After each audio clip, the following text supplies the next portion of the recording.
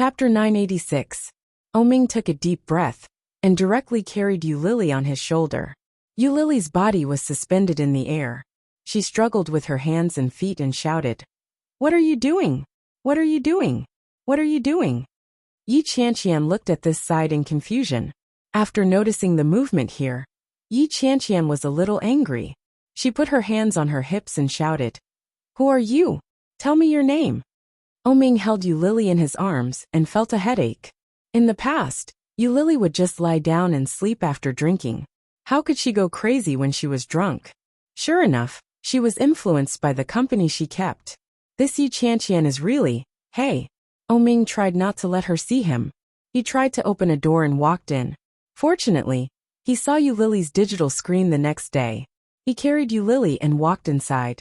However, Yulili suddenly became quiet and said drunkenly, "What are you doing? Why are you walking around in front of me?" Yulili's head was behind him.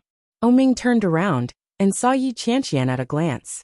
Yi Qianqian held a basin in her hand and said, Don't be afraid. I will help you kill the bad guys." Oming had an ominous premonition in his heart. Sure enough, before he could say anything, he saw a basin of cold water splashed in his direction. "Ah!" Yulili screamed and struggled hard. She screamed, "What are you doing? Why did you pour it on me? I am a good person." Oming loosened his hand and put Yulili down at once. Oming closed his eyes, wiped his face, and opened his eyes to look at Yi Qianqian. But Yi Qianqian snorted and said seriously, "If you don't accompany me to kill the bad guys, then I have to build a new communist society alone." Oming suddenly felt that it was a mistake for him to follow them, a big mistake. These two people are so tough. What kind of danger can they encounter? I am afraid it is others who are in danger. Yulili crawled toward Yi Qianqian from the ground and shouted, "Help, I can't swim. I am going to drown." Yi Qianqian looked at Yulili, who was crawling on the ground, and said with contempt, "Silly girl. Do you think that is really a swimming pool?" Oming face-bombed, but he finally felt a little relieved. At least he knew it wasn't a swimming pool. Unexpectedly, Yi Qianqian stared at Yulili for a long time before saying, "That's shallow water. She won't drown." Yulili's eyes were wide open. She was a little confused. "Really?" Yi Qianqian nodded with a serious face and said, "It's true. If you don't believe me, stand up and take a look." Yulili stupidly stood up with a look of surprise. It's true. Oming couldn't stand it anymore. Such a brainless conversation was simply irritating to the ears. He walked up to Yi Qianqian and pushed her out. He locked the door from the inside. Yi Qianqian slammed on the door and shouted, "What are you doing? Why are you chasing me away?" Oming felt like he was about to collapse. He shouted toward the outside, "There are explosives inside. It's dangerous. Report the situation here to the organization. The future of the country depends on you, comrade." When Yi Qianqian heard it, she immediately became serious and shouted, "Yes, sir." Oming breathed a sigh of relief. Finally, she drove him away.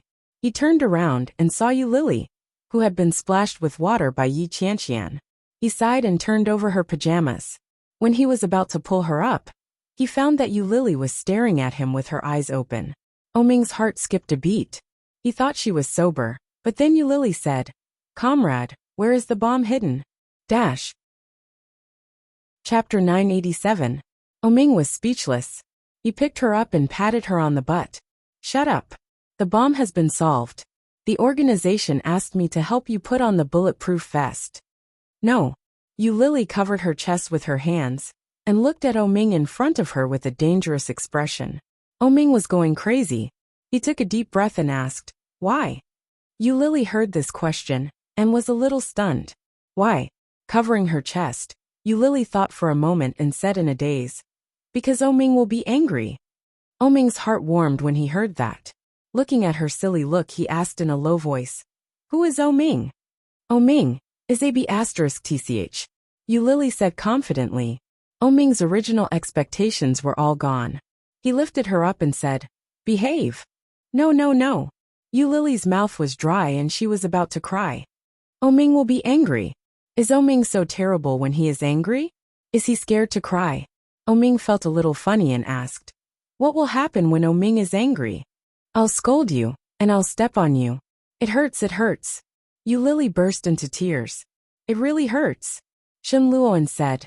Oming suddenly felt that he didn't quite understand what she was saying.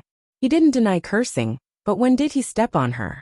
But Oming was a little helpless and said, Be good. Your clothes are wet. I will change them for you. No. I am Oming.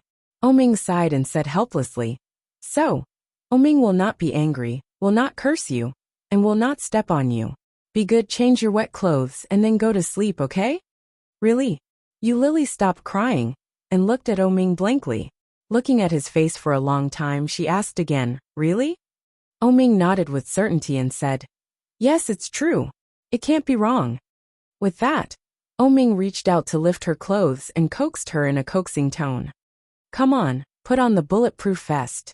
Oh, then, Yulili really didn't move and let Oming change her clothes for her. After changing, Yulili's eyes were closed, and her breathing was even. She had fallen asleep. Oming felt a little helpless and gently put her on the bed. After covering her with the blanket, he planted a gentle kiss on her lips. Then he stood up and walked out. There was still a comrade outside who had gone to report to the organization. If he got lost, it would be a grave sin. When he walked out, he saw that half of Yi Qianqian's body was hidden under the dining table, and the other half was exposed. She was holding the basin of water that she had just splashed. Her face was up, and her mouth was slightly open. She was snoring softly. She was fast asleep. He could not bear to look at it. Oming covered his eyes, took a blanket from the sofa, and covered her with it.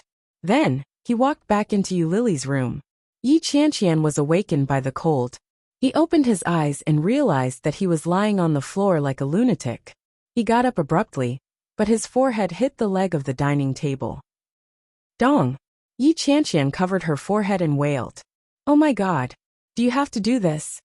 At the same time, Yulili walked out of the room and rubbed her eyes. Yi Qianqian felt a splitting headache. Why was she sleeping on the floor? Sleeping on the floor was one thing, but why was there a basin of water next to her? Chapter 988. Yi Qianqian wanted to cry. She got up with the help of the table leg and said, How did we come back last night? Yulili was a little confused and said blankly, Did we come back by taxi? Then why are we different? Yi Qianqian was cold. Looking at Yulili's pajamas, she rubbed her arms and jumped. I slept on the floor, and you slept on the bed. Why? Why didn't you wake me up? It's so cold on the floor. Yulili was also a little confused. She frowned and shook her head. I don't know. I forgot. I have a headache. I also have a headache. Yi Qianqian also looked painful and said, Forget it. I'm going to take a bath to warm myself. I'm freezing. Yi Qianqian took her pajamas and took a bath. Yulili went to the kitchen to make 2 glasses of honey water. She drank one and put the other on the table. She shouted, Qianqian, there is honey water outside. Remember to drink it. Okay. Yi Qianqian responded while taking a bath. Then Yulili finished drinking and went back to the room. But inadvertently, she saw a dry water stain on the ground, and there was a footprint on it. The footprint was very big. Yulili compared it and was sure that it was a man's foot. But who could it be? Yulili subconsciously thought of Oming's face. Last night, I seem to have seen him. Is it him? After carrying me back, he changed my clothes. Then he just left Yi Qianqian alone? The more Yulili thought about it, the more likely it was. Damn it. I can't remember. Yulili knocked her head and fell on the bed like a corpse. When Yi Qianqian came out of the bath, the honey water was still warm. She walked to Yulili's room with a headache. At a glance, she saw Yulili lying on the bed, gradually falling asleep, but her hands were covering her face. It seemed that she wanted to block the light. Yi Qianqian felt a little funny when she saw Yulili like this. She picked up her mobile phone and took a selfie of herself and the honey water in her hand. Standing in front of Yulili's table, she clearly took the picture. After taking the picture, Yi Qianqian posted it on WeChat Moments and edited. The flower of the editorial department covers her face to sleep because she can't see anyone without makeup. As soon as it was posted, many people commented, Ha ha ha ha ha. There were quite a number of people who liked the post. When Yi Qianqian saw the comments below, she was in a good mood and laughed out loud. Yi Qianqian clicked on the notifications one by one. Suddenly, she saw a cute cartoon pig head. It was Shanyu. Shanyu liked it. When Yi Qianqian saw Shanyu, she subconsciously thought of all the unfriendliness Shanyu had shown her during this period of time. This unfriendliness was fine when it came to Yulili, but when it came to Yi Qianqian, Yulili almost couldn't help but want to punch her. If Yi Qianqian hadn't stopped her, she had no doubt that Yulili would have taught Shanyu a lesson. At the very least, Shanyu was no match for Yulili when it came to fighting. Yi Qianqian didn't care about it, but she soon saw Shanyu's comment. The digital screen at the back looks so familiar. Yi Qianqian didn't know if it was an illusion, but she inexplicably felt that Shanyu's words had a hidden meaning. Chapter 989. When Yi Qianqian returned to her room, she picked up her phone and scrolled through her WeChat moments. She immediately saw Yi Yuyu's selfie. In the selfie, Yi Yuyu's long hair draped over her shoulders, revealing her fair and delicate side profile. She was smiling, and behind her was a retro telephone. It should be something from the Shen family. There were words on it. Contentment brings happiness. Yi Qianqian's heart ached when she saw those words. Yi Qianqian felt both sympathy and envy for her younger sister, whom she had been separated from at a young age. Yi Qianqian sympathized with Yi Qianqian's unhappiness in her family, but at the same time, she envied Yi Qianqian's wealth in her family. She also envied Yi Qianqian's horizons and social circle. Yi Qianqian followed her mother, and her stepfather was an honest working-class man. Yi Qianqian liked Yi Yuyu's post and sent a smiley face. When Yi Yuyu saw Yi Qianqian's message, she smiled and quickly put her phone away. Shen Luoan was busy with work. After the winter solstice, he continued to be busy. Everyone in the family was busy. Shen Jilya and Shen Manting were going to Kingstown together. Coincidentally, Yi Yuyu had a schedule in Kingstown, so they agreed to go together. However, to everyone's surprise, old Mrs. Shen refused to let Yi Yuyu leave. She insisted that she stay one more day. Yi Yuyu had no choice but to stay for another day and let Shen Jilya and Shen Manting leave first. After Shen Jilya and Shen Manting left, old Mrs. Shen said, "I want to go to Kingstown too." Seeing Yi Yuyu's surprise, old Mrs. Shen sneered with dissatisfaction and said in a somewhat bitter tone, "What? You're an actress, and you're afraid of bringing an old woman like me with you? Are you afraid of losing face?" When Yi Yuyu heard that, her heart skipped a beat. She quickly waved her hands and explained, "There's no such thing, Grandma. How would I dare to do that? It's just that it will take a long time to get to Kingstown. If we take a plane, I'm afraid. I took the high-speed train the last time. This time, let's take the high-speed train together." Old Mrs. Shen glanced at Yi Yuyu, but her expression remained haughty. Seeing the embarrassment on Yi Yuyu's face, old Mrs. Shen said with a straight face, "You don't want to? Just now, little uncle and little aunt were together. Why didn't you? It's impossible for them to bring me there. If Long Yu finds out, they will definitely be scolded." Yi Yuyu was speechless. She would be scolded too. Moreover, because she was an outsider, she would be scolded even more harshly. Old Mrs. Shen seemed to know what she was thinking, but she didn't care. She looked at her arrogantly and said, "You don't want to? Yesterday, you said that you would be filial to him, but now I've forgotten about it. How hypocritical." Yi Yuyu felt that it was inappropriate and said, "Grandma, do you want to tell Mom and Dad? I think you just can't wait to take me along. If I tell them, will they let me out?" Old Mrs. Shen was furious. She stood up from the sofa and said angrily, "Forget it. I'll go by myself. You just want me to go out and get killed, don't you? I've seen through you a long time ago." Yi Yuyu couldn't bear to hear that. She pulled the old lady and said, "Grandma, I'll take you there." Old Mrs. Shen had expected this. She snorted and said, "Help me pack my things. We'll leave in the afternoon." Chapter 990. The old lady was the one in charge of the family. No matter what the Shen family wanted to do, as long as they didn't get the approval of the old lady, they couldn't do it. Except Shen Luoan's marriage to her. However, There was nothing between her and Shen Luo, and except a marriage certificate and a ring. There was no wedding photos, and no sex between husband and wife. Everything seemed like it was just a make-do. Only she was trying her best to cater to him. If you love him, you have to cater to everything about him, right? The weekend passed quickly. After Yu Lily handed over the 5th episode of Love Transaction on Sunday night, the dramatic reversal of the plot caused a lot of controversy. Also because of Love Transaction, the number of downloads of the Eurasian Comics app increased, and the number of downloads was in the tens of thousands.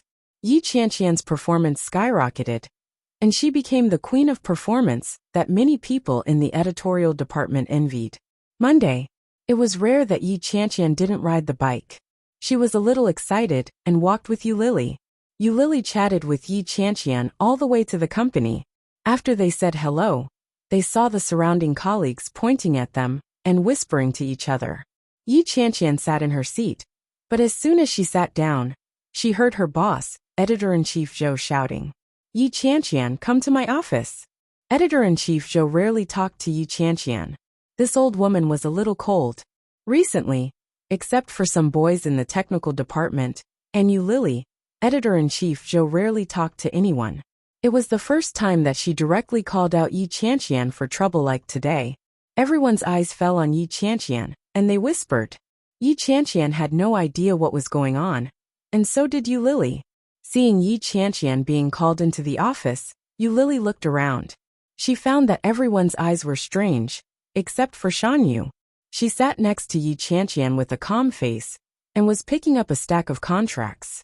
Shan Yu had been targeting her, and Yi Qianqian, more than once or twice recently. Seeing Shan Yu's appearance, Yu Lily was sure that this matter must have something to do with her. Yu Lily stood up and didn't directly ask Shan Yu. Instead, she asked a colleague next to her, "What's the matter? Why is everyone acting so weird today?" The colleague looked at Yu Lily with a strange expression and asked, "Are you living with Yi Qianqian?" "Yeah, what's wrong?" The colleague's expression became even weirder. "We suspect that she pocketed the gift that was supposed to be given to the painter. It's worth a lot. Chief Editor Zhou may be checking with her now." When Yu Lily heard that, she frowned and blurted out, "How is that possible? If Yi Qianqian would do something like that, how could I not know?" "There is only one truth," Shan Yu suddenly said. She stood up and looked at Yu Lily. "You two are in cahoots. Of course, you have to pretend to be stupid. Otherwise, how could you not know such a big thing was placed there?" Yu Lily was annoyed to see Shan Yu like this. She snorted and asked, "What did Yi Qianqian take away? Is it expensive? How much?" Chapter 991. Shan Yu looked at Yu Lily with a distressed look and said, "I didn't expect you to be such a person. You are in cahoots with each other." When Yu Lily heard that, she laughed and said, "How did you know? See, you admit it?"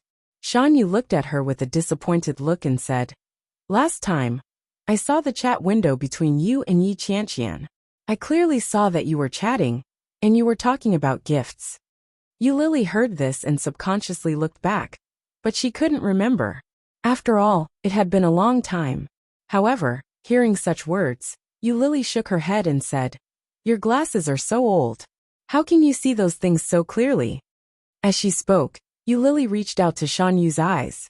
Shan Yu's face changed. She reflexively reached out and patted Yu Lily's hand, shouting, "Yu Lily, don't go too far." Yu Lily's face also darkened. She sneered, looked at her angrily, and said sarcastically, "I just want to see if your thick glasses are as ugly as you look." The merciless sarcasm made Shan Yu's face suddenly distorted. She gritted her teeth and shouted, "Shut up. What's the saying?" Yu Lily deliberately tilted her head and thought for a moment, then said, "Ah, ugly people make more trouble. It probably means you, right?" Not being good-looking had always been the biggest pain in Shan Yu's heart. Usually, people around her knew that she was sensitive, so they rarely used such an obvious weakness to satirize her. Hearing Yu Lily's words, Shan Yu's eyes were red with anger. She flew into a rage and shouted, "Don't go too far. So what if you are good-looking? You are still a thief. You don't know how to dispose of the stolen goods. You were caught by others, but you still have such an attitude. You are shameless." Yu Lily heard this and smiled proudly. She raised her eyebrows and said, "There are many benefits to being good-looking. For example, people will not say that ugly people make more trouble." Shanyu was even more angry and shouted, "You thief, how dare you quibble?" "When did I quibble?" Yu Lily retorted. "Do you know what quibbling means? You don't know what it means, yet you're still using random words. Didn't your language teacher die early? If he knew that you were using words so carelessly, wouldn't he be so angry that he wouldn't rest in peace?" Shanyu was at a loss for words. She stared at Yu Lily with her red eyes and paused for a moment before saying, "So you admit it?" What did he admit? Yu Lily looked at her hopeless expression and laughed proudly. "You're so stupid. Don't try to frame others. Yes, the digital screen is indeed in our possession." Yu Lily looked at Yi Qianqian with a smile. "See." Shanyu was overjoyed. She looked around at her colleagues and said, "Admit it." The surrounding colleagues all looked at each other and said one after another, "It can't be. I can't believe Yi Qianqian would do such a thing. She relied on Li Xiaoyu to get to where she is today. She even swallowed Li Xiaoyu's digital screen. How terrifying. Sigh, looks like we won't be able to be kind this time." Chapter 992. Did you steal it? Shanyu looked at Yu Lily incredulously, but in her heart she was even more proud. Originally, she just wanted Yi Qianqian to pay a little price, but she didn't expect that Yu Lily would be directly exposed. If this matter were to be carried out, then Yu Lily would definitely not be able to get the promotion that she originally had. Moreover, Yu Lily was still a newcomer. Maybe she would be fired directly. Shanyu was a little excited in her heart, but she still pretended to be calm and looked at Yu Lily in front of her. Yu Lily snorted and said, "The company gave it to me, so of course it is mine." "You?" Shanyu heard that and laughed. "This is for Li Xiaoyu, right? Are you Li Xiaoyu?" "Yes, I'm Li Xiaoyu," Yu Lily said calmly. But let alone Shanyu, even other colleagues didn't believe it. Shanyu laughed and said, "Do you think I'm a 3-year-old child? If you are really Li Xiaoyu, then you are as arrogant as the people above you." Yu Lily heard Shanyu's words, also laughed and said, "Do you think you know me very well? Idiot. I am not a fairy that an ugly person like you can see through." Shanyu's face turned greener and she roared, "Yu Lily, you are shameless. I am not like you. How can I not have such a beautiful face? What are you arguing about?" The voice of Editor-in-Chief, Zhou, came out at the same time as Yi Qianqian. Yi Qianqian walked toward Yu Lily, but she stared straight at Shanyu and said, "What hatred do I have for you? Why do you frame me like this?" Editor-in-Chief Zhou came over, looked at Shanyu and said, "I have asked about the matter. The digital screen has indeed been sent out." Shanyu was stunned and said, "What's going on? Is it, Yu Lily, are you Li Xiaoyu?" Editor-in-Chief Zhou looked at Yu Lily with surprise in her eyes. "Love transaction was drawn by you?" "Yes." Yu Lily smiled brightly and nodded. "It turns out that you didn't know. I thought you could see it backstage." Editor-in-Chief Zhou looked at Yu Lily for a long time, shook her head, laughed and said, "I didn't expect you to be so powerful. When Yi Qianqian told me just now, I didn't believe her. I did a background check, and even matched her ID number. Sigh, I didn't expect that." Editor-in-Chief Zhou's words stunned everyone around her. Shanyu's expression suddenly became interesting. Looking at Yu Lily and Yi Qianqian, she seemed a little embarrassed and embarrassed. She looked at Yu Lily and said, "You are Li Xiaoyu? How could that be?" Yi Qianqian had never been cold to anyone, but this time she couldn't help it. She looked at Shanyu with a sullen face and said, "I'm not like you.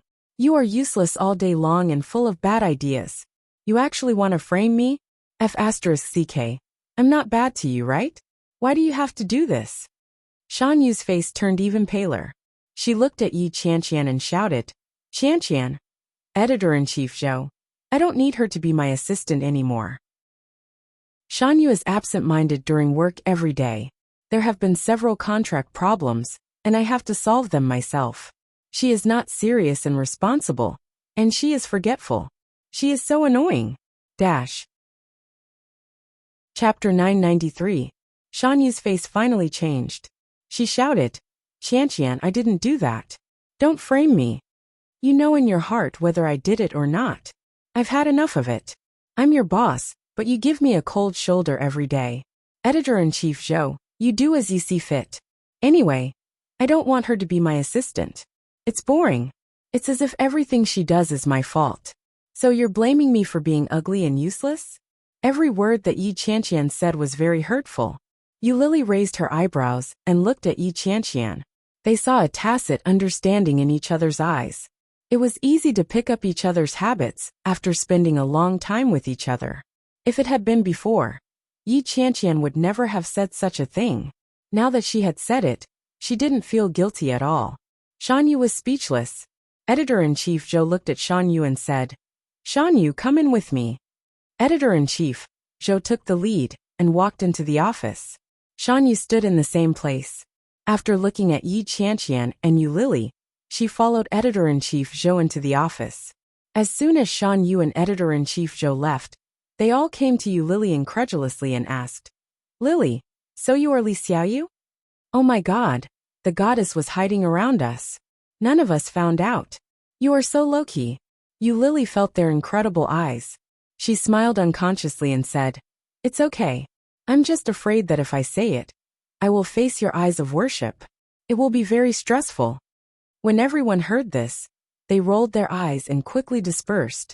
Yu Lily looked very frustrated and said, Don't do this. Don't leave me alone. However, no one paid attention to her. It was no different from usual. Yu Lily looked disappointed, but in her heart, she breathed a sigh of relief. Yu Lily continued to work. She was still doing the same work as usual, but today seemed to be destined to be a little different. Shan Yu stayed in Editor-in-Chief Zhou's office for a long time before she came out. Her eyes were red, and she stared at Yu Lily with jealousy. Then, Yu Lily was also called in. Editor-in-Chief Zhou sat in front of the computer, looked at Yu Lily and said, Shan Yu is still not suitable here. I learned that she is not very popular and forgetful, so I transferred her to the front desk. Now there is only one person who can be promoted to the position of editor, and it can only be you. Yu Lily had expected it, but she still couldn't help but be surprised. Her eyes lit up, and she looked at Editor-in-Chief Zhou in front of her and shouted, Really? Well, let's not talk about your identity as Li Xiaoyu first. You're very capable in all aspects. Of course, this position is yours. Good luck. More importantly, Editor-in-Chief Zhou had once faced the crisis of being fired, and it was Yu Lily who helped her stay. Yu Lily should be promoted regardless of whether it was for the public or for personal reasons. Yu Lily cheered and shouted, Thank you, Chief Editor Zhou. Editor-in-Chief Zhou nodded and said, Go to work. Ask Yi Qianqian to take you. All right. Yu Lily walked out and quickly entered a new state of work. Chapter 994. Yu Lily followed Yi Qianqian to learn the precautions for her new position and some routine operations. They spent the whole morning learning. After lunch, Yu Lily and Yi Qianqian were about to go back to the company when they received a phone call. She was in the capital. Yu Lily didn't need to pick up the phone, but she had already guessed who it was. It was none other than the Shen family. Unfortunately, Yu Lily didn't have a good impression of the Shen family at all, because of Shen Manting, Shen Luoan, and also because of Shen Longyue's disdain and shock after hearing her identity. The only person who left a good impression on her was the old lady of the Shen family. Fortunately, it was all good news. Yu Lily couldn't help but feel a lot more relaxed. But the phone kept calling, and Yu Lily set the phone to silent mode. When she returned to the company, Yu Lily picked up the phone and found that there were more than a dozen missed calls and several text messages. She picked up the phone and clicked on the text messages. There were several in a row. I came to Kingstown to find you. Where are you? I am the old lady of the Shin family. You saved me. Thank you very much for that day. Miss, answered the phone. Just as Yu Lily finished reading these text messages, another phone call came in. Yu Lily picked up the phone this time, and there was an old voice coming from the other side. Hello, is that you, miss? It's me.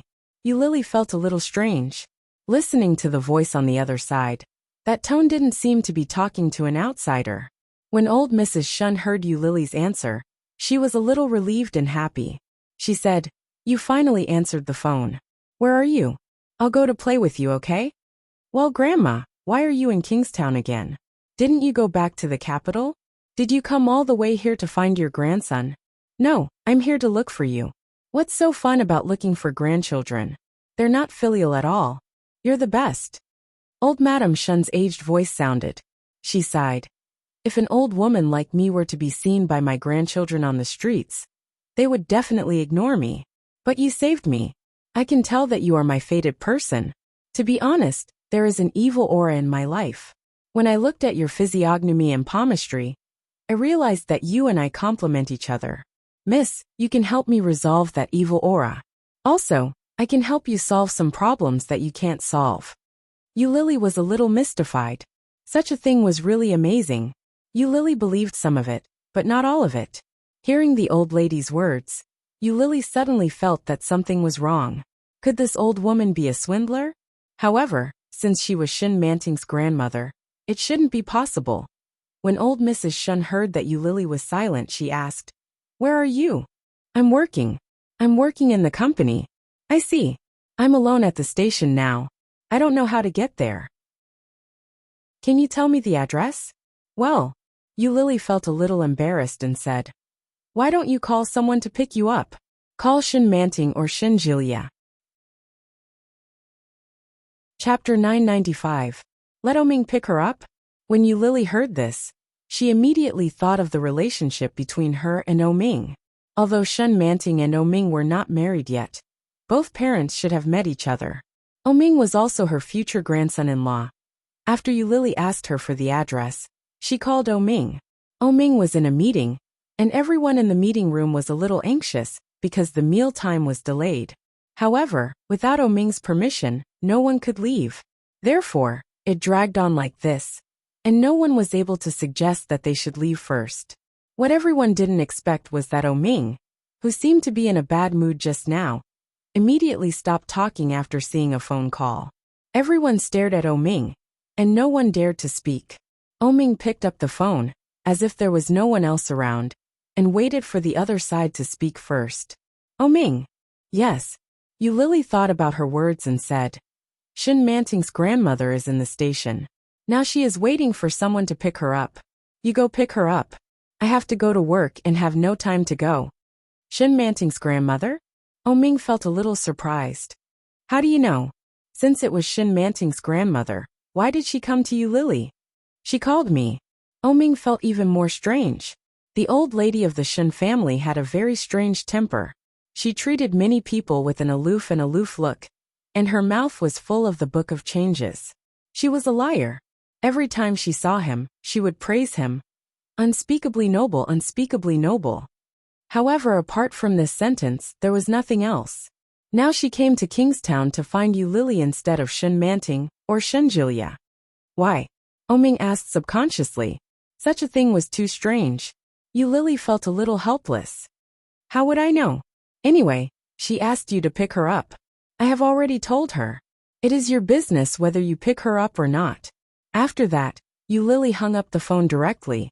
Oming listened to the busy tone coming from the phone and looked up. The whole meeting room was staring at him.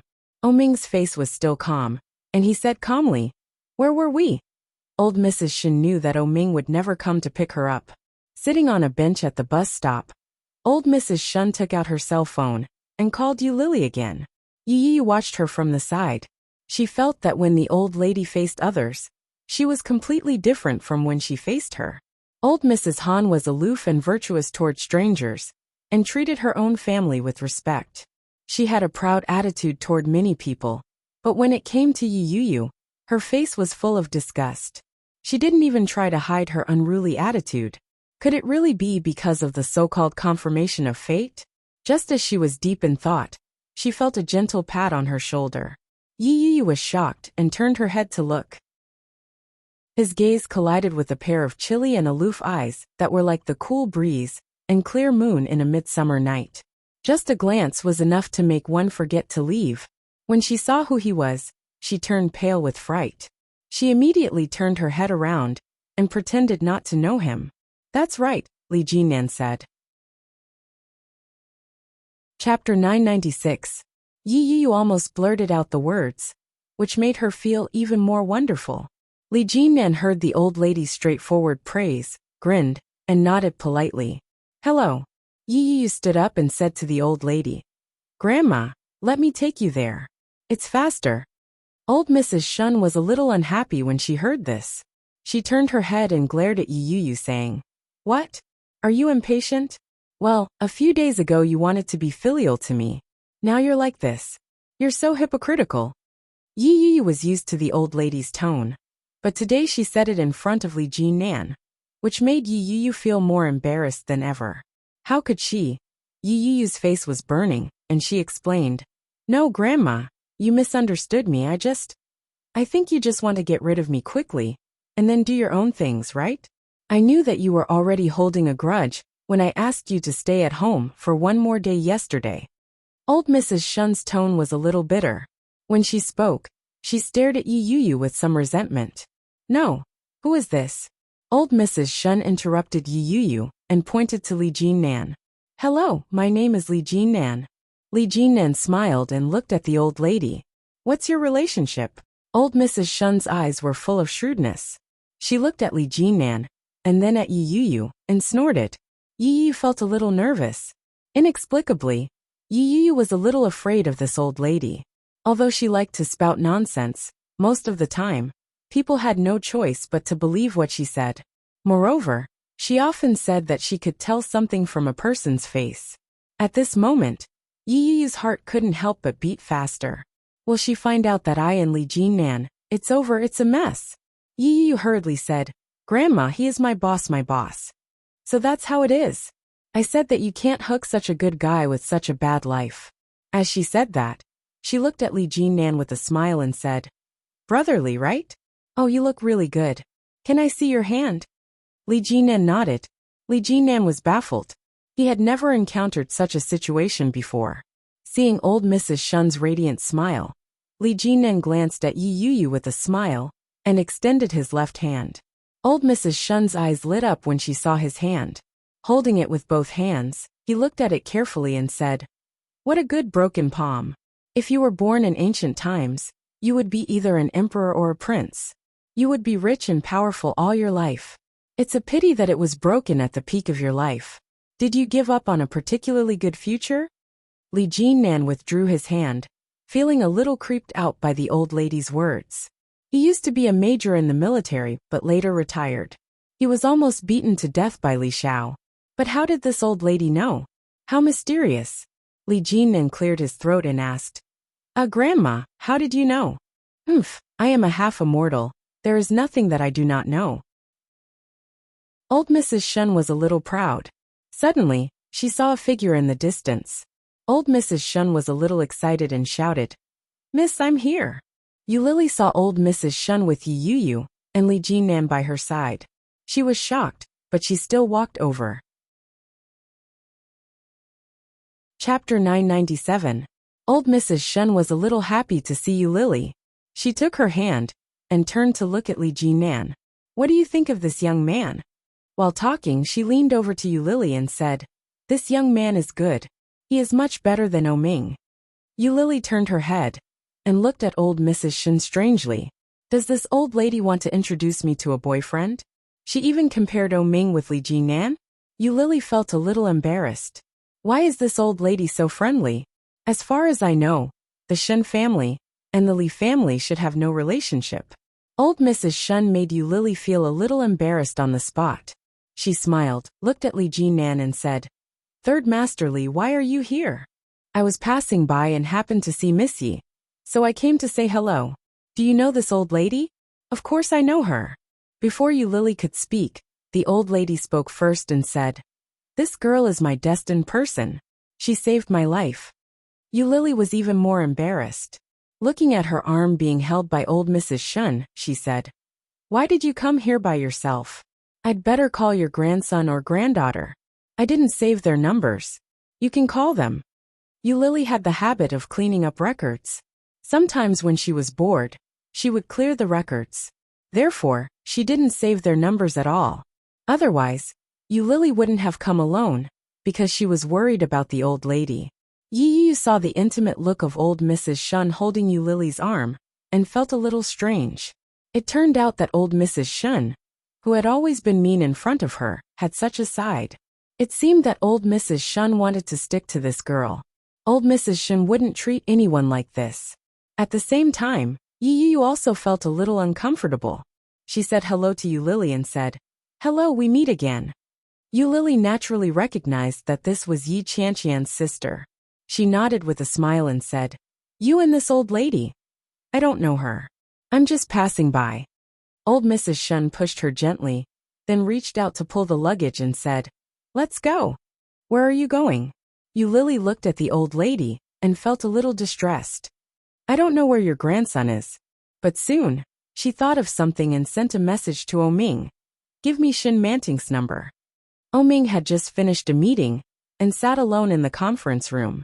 After looking at it, he called Yu Lily. Yu Lily quickly picked up. Oming was inexplicably relieved and asked, Shin Manting is Shun. Grandma is at the station. You can ask her to pick you up." No, don't let them come over." Old Mrs. Shun snatched the phone from Yu Lily's hand and hung up. She said pitifully, "They abuse the elderly. I have no choice but to come to you. Young lady, I beg you. Don't call them over, okay?" Yu Lily's eyes widened. You and Wang. You and you Mrs. Yu Lily thought. You and Lee. Mrs. Yu Mrs. with you. At. Chapter 998. Yi Yu's words were intended to help Yu Lily and the old lady out of the situation. Yu Lily suddenly remembered what their relationship was. It seemed that Shun Luo and was the grandson of old Mrs. Shun, and Yi Yu was his wife. After sorting out their relationship, Yu Lily felt that their family was really chaotic. Yu Lily didn't want to get involved in this mess, so she nodded in response to Yi Yu's words. However, old Mrs. Shun's skin was much thicker than Yu Lily had imagined. Old Mrs. Shun stared at her and said, "What do you mean? The fate between me and Lily is not something that an ordinary person like you can see. Don't try to sow discord between us. The little girl likes me very much. How can she feel troubled? Right, girl?" There was a very obvious expectation on old Mrs. Shun's face. A pair of slightly turbid eyes seemed to shine as she looked at Yu Lily. Yu Lily immediately felt that she was being relied on. Suddenly she felt a headache coming on. She was a little embarrassed and helpless. She looked at the old woman who was full of anticipation and said, "Grandma, you'd better go with your granddaughter-in-law. I'm still at work. I thought you were here alone. If I had known that Miss Yi was here, I wouldn't have come. I'm a little busy over there. It's okay. You take me to your company. You do your work. I won't make any trouble." Old Mrs. Shun looked at Yu Lily with an expression that said, "I'm the most honest and obedient." She nodded her head vigorously to show that she was being honest. Yi Yu saw that Yu Lily didn't want to take the old lady with her, so she was also embarrassed. She pulled old Mrs. Shun and said, "Grandma, I'll take you to my place first. After this lady gets off work, I'll take you to see her. Is that okay?" Yu Lily took advantage of the situation and said, "Yes, I'm very busy. If I don't do my work well, I will be fired." As she said that, she looked distressed and full of helplessness. When old Mrs. Shun saw Yu Lily's expression, she also realized that she seemed to be a little too capricious. After thinking for a while, she said, "Well, you do your work first. Don't leave me behind, okay?" Leave for an old man to say such a thing to her. It was as if Yu Lily had done something heinous. At the same time, he was filled with regret. If he had known this would happen, he wouldn't have come. Now, this old lady clearly wanted to rely on him. What should I do? Yi Yu looked at Yu Lily and said, "In that case, can you accompany my grandmother to find a hotel? Please." Facing Yi Yu's gaze and the old lady's, Yu Lily couldn't help but nod her head. Li Jinnan looked at his watch and said, "My time is almost up. You go find a hotel first. I'll go first." "All right, go ahead." Old Mrs. Shun looked at Li Jinnan with a smile. She then looked at Yi Yu and asked, "Do you have his number?" Yi Yu felt a little guilty. Did the old madam notice something? She hesitated for a moment before nodding her head. "Yes. That's good. Young man, go ahead." Li Jinnan nodded politely and turned to leave. Old Mrs. Shun turned around, took out her mobile phone, and said, Give me the phone number of that young man. You Lily. Chapter 999. Yi Yi was embarrassed. Under Yu Lily's strange gaze, her face was a little hot. What does the old lady want to do? Is it really because he is handsome, and then can't help it? Does she want to flirt with a man? But Li Jinnan is less than 30 years old, and he is almost the same age as Shen Luoan. Is this not good? However, the other party is Shen Luoan's most respected grandmother. Yi Yu did not dare to question it, and directly saved the number for her. Then, Yu Lily helped Yi Yu and the old lady find a hotel, and helped the old lady move things in. Just before Yu Lily left, old Mrs. Shun looked at Yu Lily with a pair of pitiful eyes and said, "You must come, don't leave me." Yu Lily vaguely answered, "Did not say that she would come, did not say that she would not come." Back at the company, when Yu Lily met with Yi Qianqian, she couldn't help complaining. Yu Lily told him all the helplessness she had felt, starting from when she had saved the old lady. Yi Qianqian was stunned and said, "What a big weirdo. Isn't it?" Yu Lily sighed helplessly. "Anyway, I don't dare to go to her. I feel that I will be blamed. It is not easy to be a good person these days. Be smart, don't stir up so much trouble. Oh, by the way, the girl who was with Li Laosan last time, is she your sister?" "Yes, what's wrong? I just thought I saw her. She was with the old lady." The old lady is Shen Luoan's grandmother. Yi Yi was with her just now. When we went to find the hotel, she also went with them. Yi Qianqian was even more shocked and said, "Really, it turned out to be this old lady. Damn it. This old lady is really perverted in her decisiveness. This old woman has been targeting our Yu Yu and treating her very badly.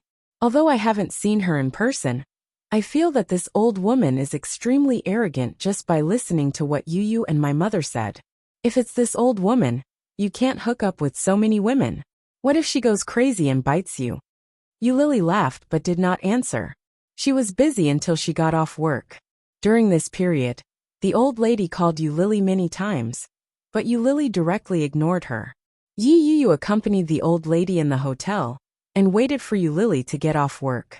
The old lady took out her cell phone and made countless calls, but Yu Lily did not answer. Old Mrs. Shun was a little depressed. She leaned against the window of the hotel and looked out. She looked very gloomy. Her manager and good friend Mira had already called her countless times, but she didn't dare answer any of them. She looked at the time. She had to go to work at 6:30 p.m., but she was worried about leaving the old lady here alone. She glanced at the old lady and wanted to call Shin Manting or Shin Julia, but she didn't dare to.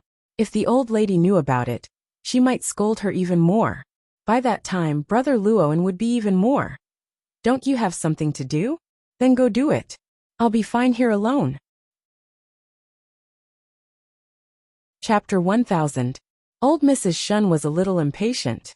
She waved her hand and said, "Do you think I'm a child? Go." Yi Yu didn't stay any longer. She left the hotel and took a taxi. Yi Yu arrived at the recording site at 6 o'clock. She put on makeup and got ready, just in time for the recording. After about 2 hours, the recording was over. After it was over, Yi Yu found that Shen Luo and had called her several times. She was ecstatic and immediately called him back. Shen Luoan picked up the phone, but his voice was a little gloomy. He said, "Yi Yu, where did you take Grandma?" Hearing this tone, Yi Yu's original joy suddenly seemed to be poured down by a basin of cold water, and it suddenly cooled down a lot. "Grandma said she wanted to come to Kingstown, but she didn't let me tell you so." "So you took Grandma to Kingstown? Yi Yu, are you crazy? You are an actress. You have to film every day. How can you have time to take care of Grandma? Do you want Grandma to go with you to film?" Actress. Those two words brought a great deal of humiliation to Yi Yu. The Shin family was like this. They called her profession an actress, and said it with a contemptuous tone. However, Yi Yu thought that Shen Luoan was different. After all, he had never said such words in front of her. But at this moment, Yi Yu felt very uncomfortable and defended. "Brother Luoan, I'm an actress, not an actress. What's the difference?" Shen Luoan asked with a sneer. "Grandma hates you so much. How can she go to Kingstown with you? How did you trick her?" No matter what, You have to bring Grandma home right now. Dad and Mom are going crazy. Do you know how serious the consequences will be if you act so insensibly? Shen Luo sounded very angry. You're the one who brought Grandma home. Grandma is fine in the hotel. She won't. Yi Yu tried to explain, but Shen Luo didn't give her a chance to speak at all. Yu, I know Grandma doesn't like you, and you're very upset, but it's not a good way to please the old people. Now Mom and Dad are very angry about this matter. You'd better bring her back quickly. Yu, I know Grandma doesn't like you, and you're very upset, but it's not the right way to please the old people. Yu's heart felt as if it had been pried open. She felt extremely uncomfortable. All right. On the way back to the hotel, Yu tried to organize the words in her head. She hoped that the old lady wouldn't scold her too harshly. When she reached the hotel, she realized that the old lady had disappeared. Yu's heart skipped a beat, and her expression changed drastically. He turned around and went to the bathroom, the balcony, and after looking around, he did not find the old lady. The suitcase was nowhere to be seen, but the hotel key card was still in the room. Her face immediately turned pale.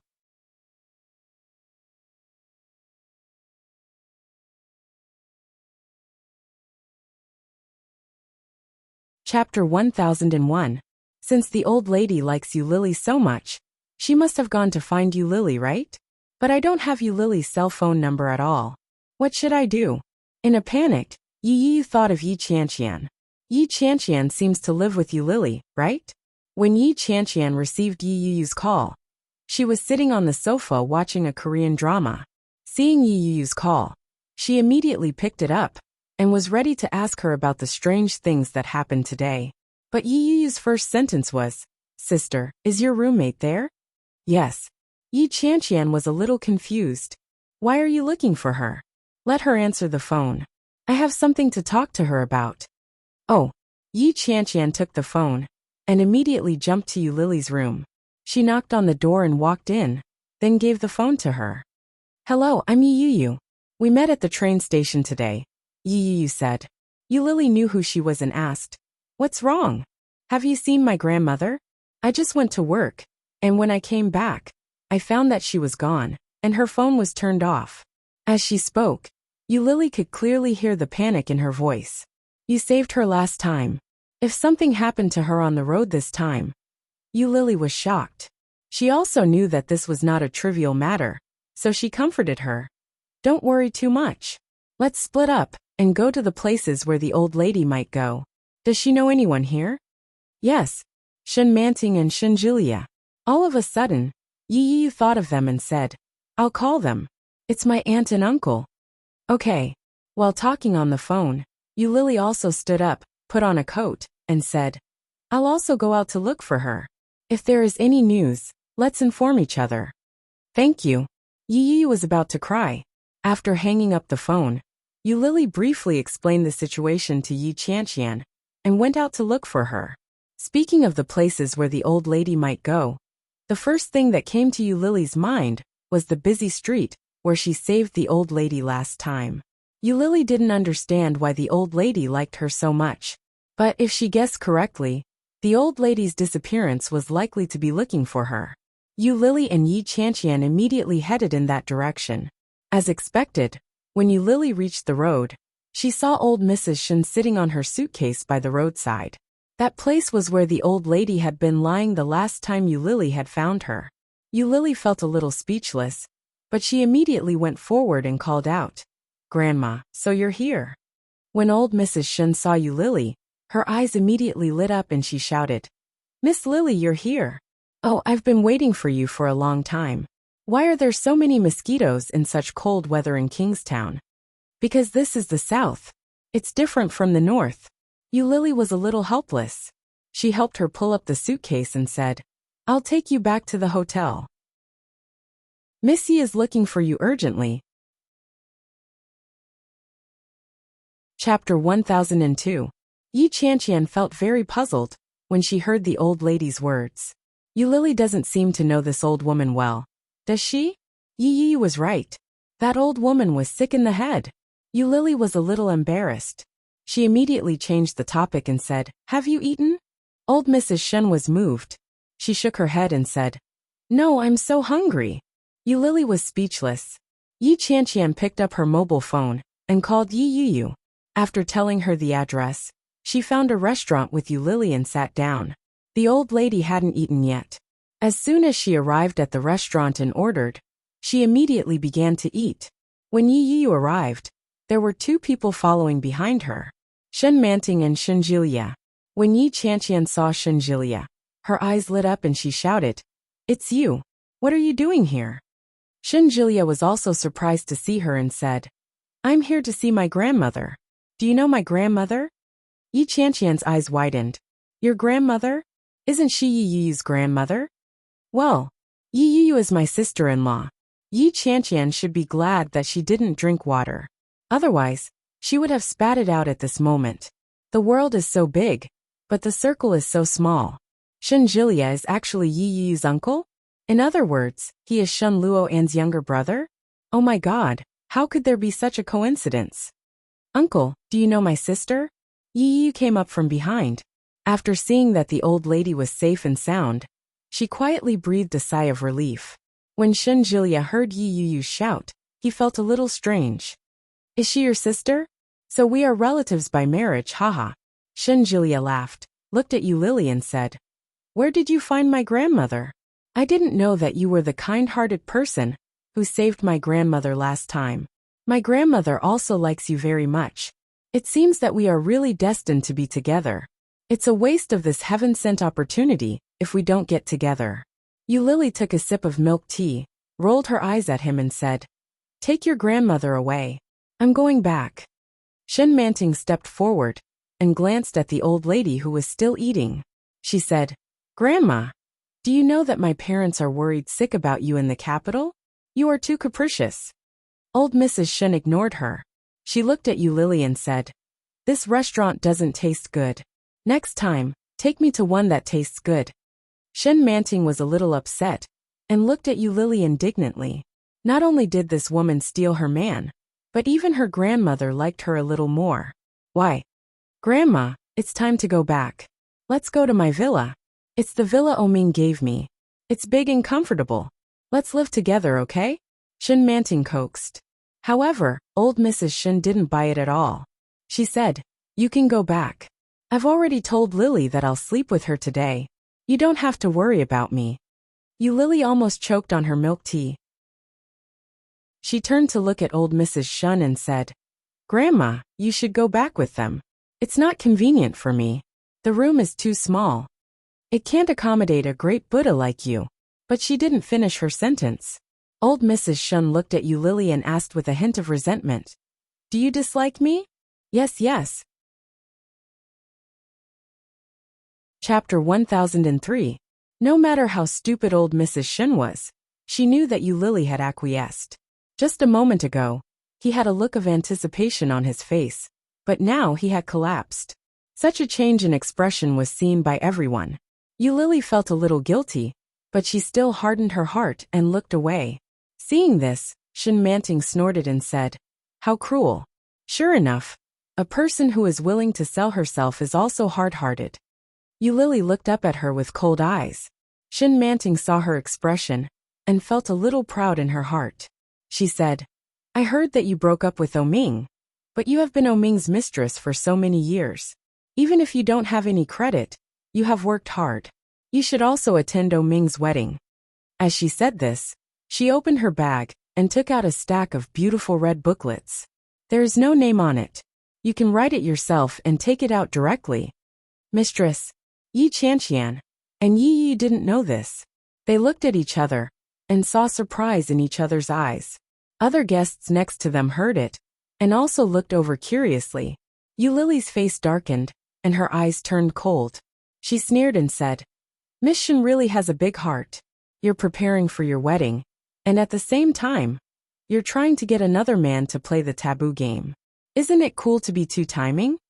Hearing this, Shen Manting's hand trembled violently, and her face changed dramatically. She looked at Yu Lily incredulously.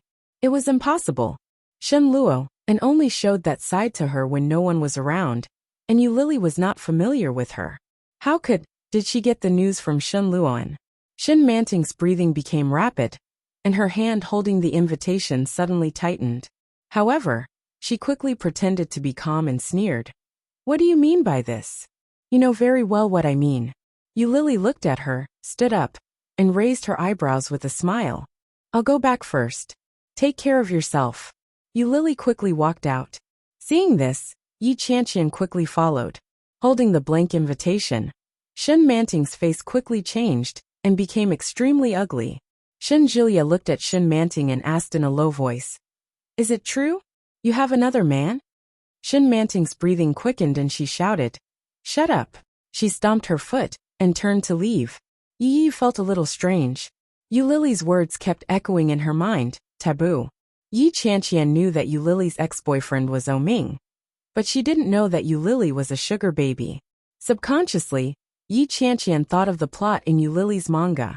It seemed that the female protagonist was kept by the male protagonist, but in her heart, there was always a villain who resisted. Could it be that Yu Lily was painting her own story? However, when Yi Qianqian saw Yu Lily's expression, she didn't say anything. She quietly followed Yu Lily back home. However, as soon as she got out of the elevator, she saw a man standing in front of her house. A tall and handsome figure was standing at the door with a cigarette between his long fingers, which was emitting faint white smoke. When Yi Qianqian saw Ming, she felt even more perplexed. She had just heard that Shin Manting was two-timing, but what was the difference between Ming and Shin Manting now? Yi Qianqian felt that it was unfair for Yu Lily. When she saw Ming, she didn't say anything. She took out her key and asked in a low voice. It can't be true, right? You have another man? Shin Manting breathed quickly and shouted. Shut up. Shin Manting stomped her foot and turned to leave. Yi felt a little strange. Yu Lily's words kept echoing in her mind, taboo. Yi Qianqian knew that Yu Lily's ex-boyfriend was Ming, but she didn't know that Yu Lily was a sugar baby. Subconsciously, Yi Qianqian thought of the plot in Yu Lily's manga. It seemed that the female protagonist was kept by the male protagonist, but in her heart, there was always a villain who resisted. Could it be that Yu Lily was painting my own story? However, when she saw Yu Lily's expression, Yi Qianqian didn't say anything. She silently followed Yu Lily back home. When she got out of the elevator, she saw a man standing in front of her house. The tall and handsome figure was standing at the door with a cigarette between his long fingers, which was emitting faint white smoke. When Yi Qianqian saw Ming, she felt even more perplexed. She had just heard that Shin Manting was two-timing, but what was the difference between Ming and Shin Manting now? Chapter 1004. The atmosphere was so quiet that it was a little strange. Yu Lily had not looked at him until now, as if he did not exist. Yi Qianqian was a little scared, and her hand that was opening the door was shaking. Finally, Yi Qianqian opened the door and breathed a sigh of relief. She immediately slipped in, but when Yu Lily was about to go in, Ming suddenly took her hand behind her and said, You, let's talk. Yu Lily tried to pull her hand back, but she couldn't. She turned her head and looked at Ming. Under Ming's eyes, there was a layer of light blue compared to a few days ago, and he looked a little tired. On his clean and white face there was a serious look. Yu Lily slightly raised her lips and smiled. There is nothing to talk about between us, Master O. You think too highly of me. There was a smile in her voice and words. There was not the slightest bit of unfriendliness in his tone. In fact, there was even a hint of flattery. However, in Ming's ears, he felt that there was an indescribable sarcasm. It seemed that Yu Lily was mocking him, and he felt very uncomfortable. Ming's eyes were deeper, and there was a trace of displeasure in his beautiful peach blossom eyes. He said, Talk properly. Is there anything wrong with me talking like this? Yu Lily's voice was a little sharp, and even Yi Qianqian felt that her tone was asking for a beating, let alone Ming. Ming's eyes were gloomy, and he held her hand tighter and said, I miss you so much. Yi Qianqian was abused and silently hid aside. Yu Lily's heart was choked, and her eyes were slightly hot. She couldn't maintain the smile on her face, and she tried to pull her hand back, but Ming didn't let go. Ming stared at her. His peach blossom eyes, which used to be casual and elegant, were now deep. His dark brown pupils seemed to contain a lake, sparkling with the light. Master O, it's not good for us to be like this. She looked at him with a distant and polite smile on her face. You know you're going to get married. Your fiancé just gave me an invitation, but I forgot to take it. But when you get married, it's better for me not to be there, right? The smile on Lily's face grew brighter and brighter. She looked at Ming and said, After all, I'm your former mistress. I'm not even your ex-girlfriend. What kind of identity should I attend the wedding? Even I didn't expect it. Ming's heart ached. He held her hand tightly and said, There won't be a wedding. Lily, give me some more time. I will do what I said. He had said that he would marry her and make her his wife. But he couldn't do it, could he? The Shen family and the O family were well matched in social status, and Ming's mother liked Shen Manting very much. What reason did he have not to marry her? Lily had nothing, and now she was suffering from sexual apathy. She couldn't give him physical pleasure at all. At best, she could only give him psychological satisfaction. He had a mistress on his left and a wife on his right. What a good life. Lily smiled and pulled her hand back. No, Master O, I don't dare to expect those things you said. I only have one request for you now. Ming narrowed his eyes and seemed to have guessed something. Chapter 1005. Entangled. Ming's heart seemed to be squeezed tightly, and he couldn't help but feel pain. Lily's smile widened and she said, You're going to make me feel awkward.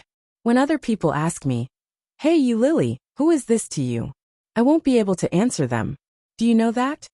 As she said that, Lily's eyes became redder. She tried to smile and gently put her hand on his palm. So don't continue. Lily pulled his hand away, and her smile was a little stiff. Ming let go of her hand, but raised his hand to hold her shoulder. He clasped her head with his palm, bowed his head, and kissed her lips.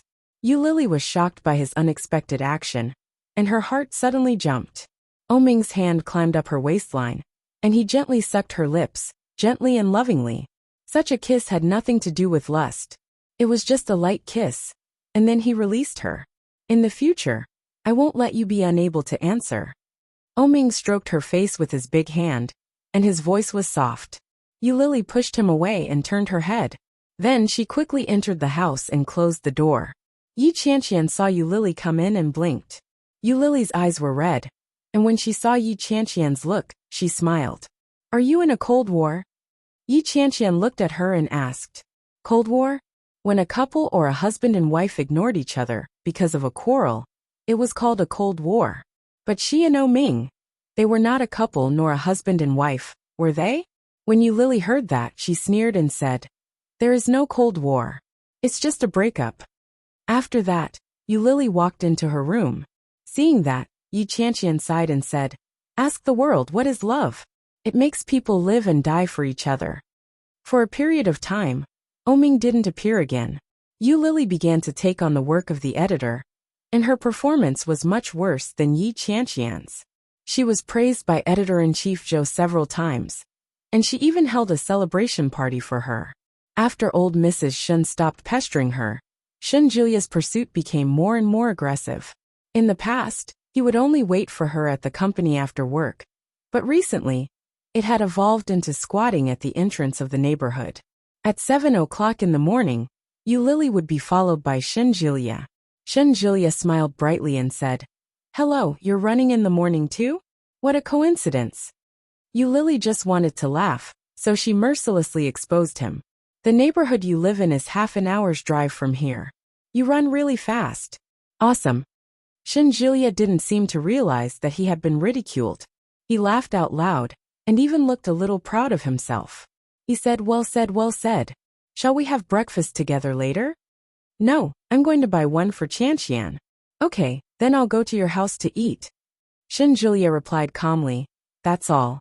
I'll take you to work afterward. It's on the way. What bullsh asterisk T? She rolled her eyes at him and quickened her pace. Shen Julia was tall and had long legs, so he easily caught up with her. He overtook her by half and said, By the way, has the illness you went to see improved? Sexual apathy, Chapter 1006. Are you concerned about me? Shinjilia raised his eyebrows proudly. He was not discouraged when Yulili rolled her eyes at him. That's our hospital. I can go if I want. I'll come back after a formality. You don't have to be so serious. Oh really? That's great. Obviously, she didn't want to continue the conversation. Shinjilia quickly changed the topic and said, to be honest, your problem can't be ignored. If a woman has this problem, it must be treated. Yulili didn't answer. She panted and ran faster. Yulili stared at the front, but as she ran, her stomach became more and more painful. Frowning, Yulili slowed down a little. Shinjilia followed her very easily and said, I'm serious. Maybe it will cause menstruation. If it is more serious, it may cause problems with the uterus. It is obviously a psychological factor, but the body is closely related to the mood, so it can't be ignored. I happen to be free recently, so I'll treat it for you. Shut up. Yulili roared. Her stomach hurt even more. She turned her head and shouted, You're so noisy. Shinjilia immediately shut up and looked at her figure in a very good mood. But he found that Yulili's footsteps were getting slower and slower. Shinjilia followed her.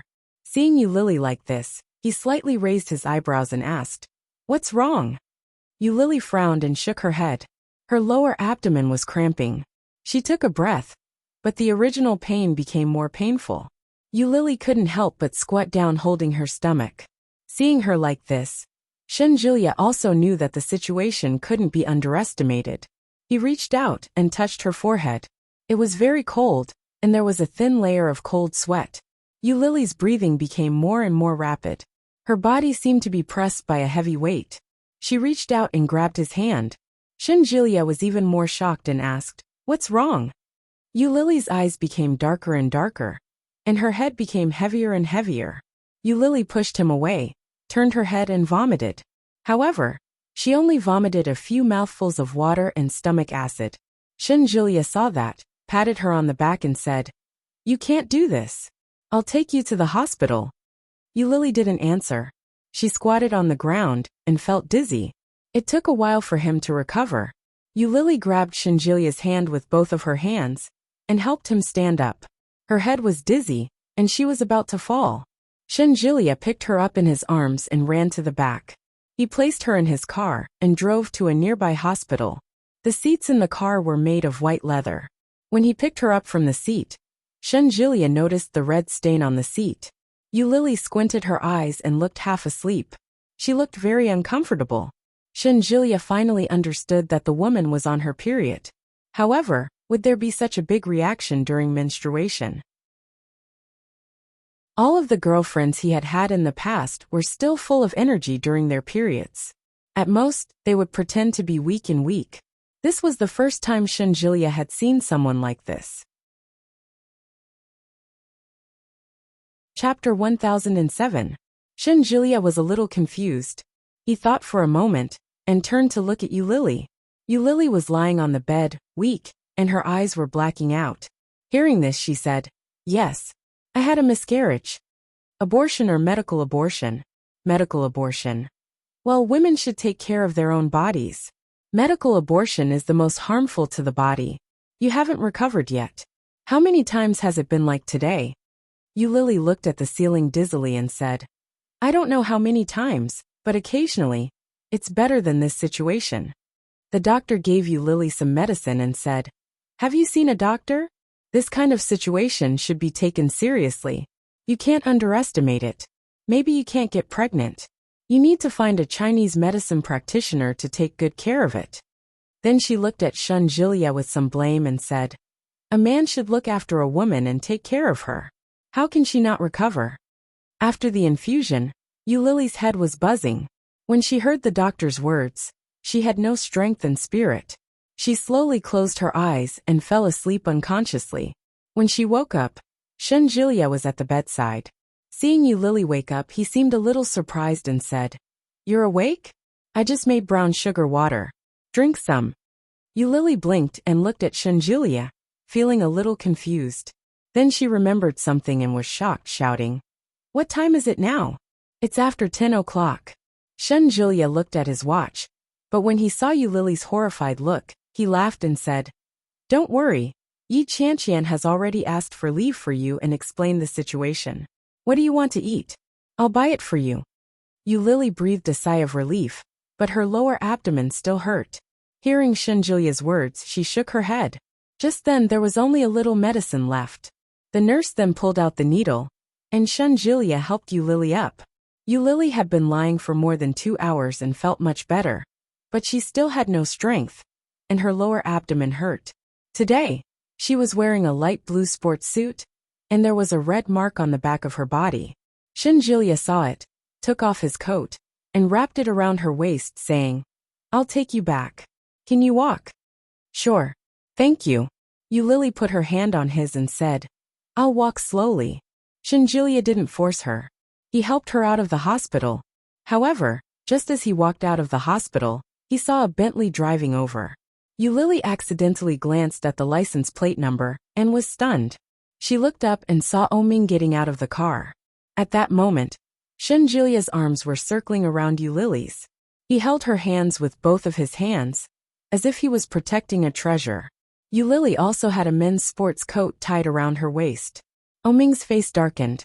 He quickly walked up to her and reached out his hand to grab Lily without saying a word.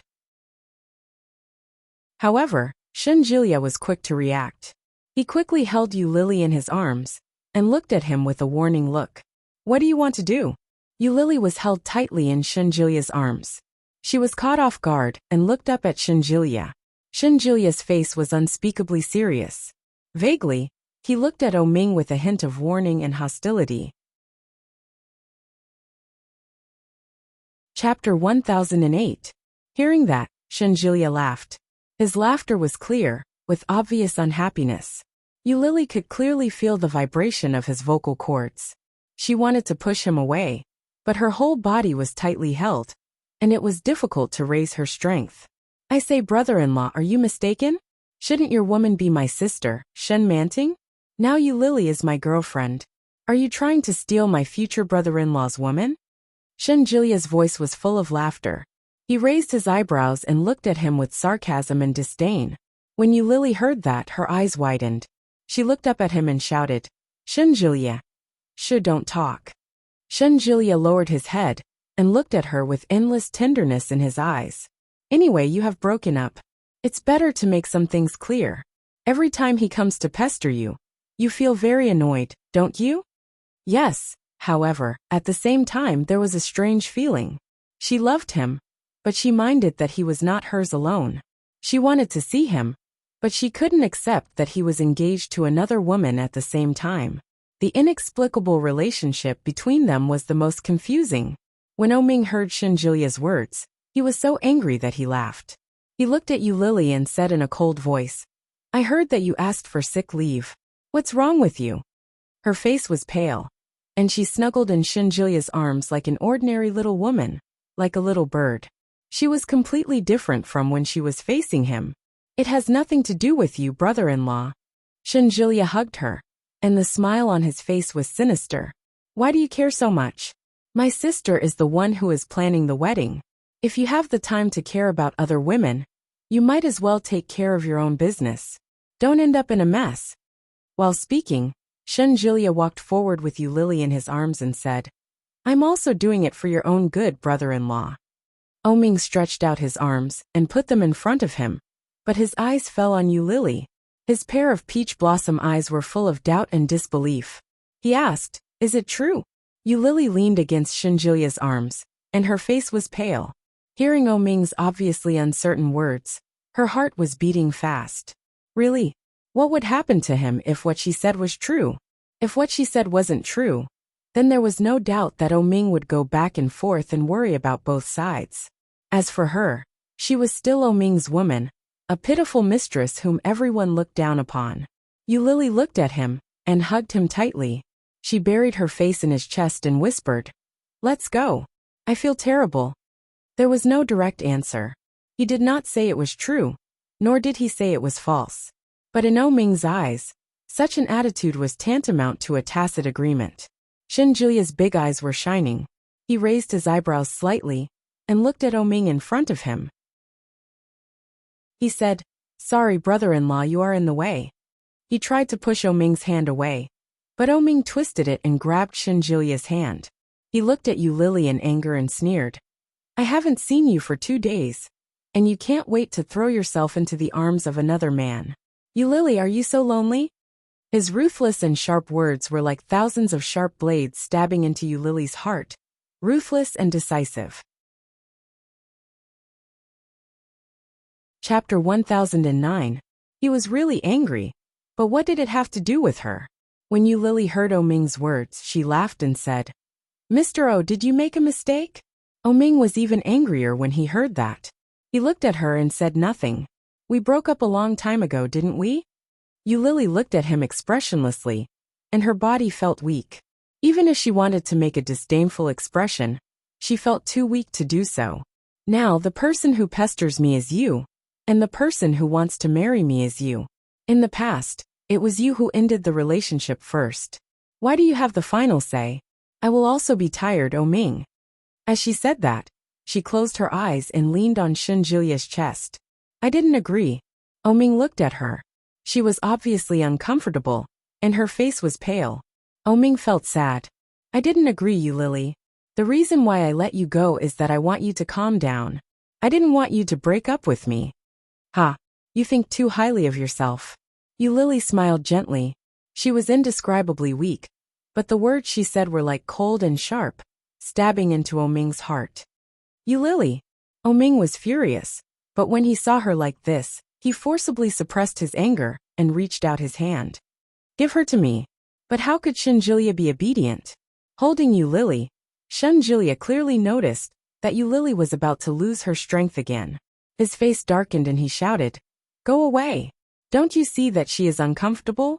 You made her so uncomfortable for 4 years. And now you don't let her go back to rest. How dare you say you love her? Oming, you are so shameless." Shinjilia carried Lily in his arms and strode in the direction of his car. Oming was left standing in the same place, and his head was buzzing. So uncomfortable for 4 years? What does that mean? He carefully put her in the back seat of the car and let her lie down. After Shinjilia put her down, he went to the driver's seat and started the car. In front, Oming came over and stood beside the car, his eyes staring at Lily in the back seat. Shinjilia sneered, looked away and whispered, "You are so shameless." Lily heard it clearly in the back. She squinted her eyes and leaned against the car. When they got home, Shinjilia took out the keys from her pocket and keyed in the password before gently placing her on the bed. After boiling some water, Shinjilia rummaged through the entire kitchen and finally found some brown sugar. He made some brown sugar water for her and blew on it to cool it down before helping her drink it. Lily knew that the man was Shinjilia, and she felt guilty. He opened his eyes and said, "You go back first, I can do it alone." "No, I haven't eaten yet. We agreed to eat together." Shinjilia glanced at his watch. It was already past 11 o'clock. He clicked his tongue and said, "But I'm afraid breakfast is out of the question. What do you want to eat for lunch? What are you doing?" Shinjilia's face reddened. He coughed lightly and said, "I'll go buy it. I don't know how to cook." Lily smiled and shook her head. "I can't eat. Then I'll just buy something. When I ring the doorbell later, you can open the door for me." "All right." Shinjilia was secretly happy to hear her answer. Normally, no matter how much he shouted or knocked on the door, the two women wouldn't open it. Chapter 10:10. Sure enough, it's right to get up early every day. Shinjilia stood up with a smile and went downstairs to buy some food. Lily took the opportunity to change into her pajamas. She threw the clothes in the laundry basket in the bathroom and went back to her room to sleep. When she heard the doorbell ring, she didn't know what time it was. However, when she opened the door, she didn't see Shinjilia. It was Oming. Seeing her pale face, Oming's heart didn't feel good, so he walked in. Lily wanted to push him away, but she didn't have much strength left in her. He gently held her hand and walked in openly. Lily was furious and shouted, "Oming, what are you doing here?" Her voice was not loud, and it even sounded a little weak. Oming pulled her to sit on the sofa and put down the things in his hand. Yulili looked at them and saw that they were all supplements for blood and uterus. Oming looked at her and said, "I'm looking at you." Yulili's body was much better than before. She didn't feel so uncomfortable, but she was not as strong as usual. Now she just wanted to sleep, so she said impatiently, "Now that you've seen me, can we go?" Oming looked at her face and felt a little distressed. He said, "I just went to ask the doctor." Ding dong. The doorbell rang. It must be Shinjilia coming back. Yulili quietly breathed a sigh of relief, stood up, and went to open the door. But Oming grabbed her hand and said, "Is it that guy?" "It's none of your business, Oming. You're too nosy." The same words from Yulili's mouth were more hurtful than from Shinjilia's mouth. Oming's eyes darkened. He looked at Yulili and said, "What he just said at the hospital gate, is it true?" Yulili tilted her head and looked at him with a sneer. Oming's eyes narrowed, and he took a step forward and put his hands around her waist. Yulili's body suddenly tightened, and she looked at Oming with surprise. Ding dong! Ding dong! Ding dong! The doorbell rang one after another. Yulili looked at the door and knew that it must be Shinjilia standing outside. However, her body was surrounded by Oming, and Yulili couldn't walk over at all. Oming looked at her. His beautiful peach blossom eyes were deep, like the deep blue sea in the night sky. He said slowly, "Do you know that you have a habit?" Every time he questioned her, if she didn't want to tell the truth, she would muddle through. At first, Oming was deceived. Towards the end, Oming had basically figured out her routine. When he questioned her just now, she did not answer him directly. Yes or no. In other words, it was very likely to be fake. It was all a lie made up by Shinjilia. When Yulili heard his words, she took a step back and reached out to push him away. "I'm used to it. It's none of your business. Let go of me. Answer me directly. Is that guy really your boyfriend? Yes or no?" Oming looked at her, his eyes as deep as the sea. Ding dong. Ding dong. The doorbell continued to ring. Yulili looked at him, looked at his hand, and said indifferently, "My boyfriend is outside. It's not good for you to do this. Yes or no?" Oming was very persistent. He looked at her, and his hand tightened. Chapter 10:11. "I don't believe it," Oming said coldly. He looked at her slightly evasive eyes and sneered. "You really can't lie. Do you think I will believe it just because you say it casually? Deceiving yourself." Yulili was a little annoyed and struggled with her hands. "He's much better than you.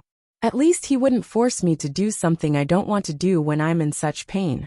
He's not like you, self-righteous and deceiving yourself like a fool." Yulili was a little annoyed. Oming's heart was choked, and his hand holding her was unconsciously tightened. Yulili wailed and shouted, "It hurts so much.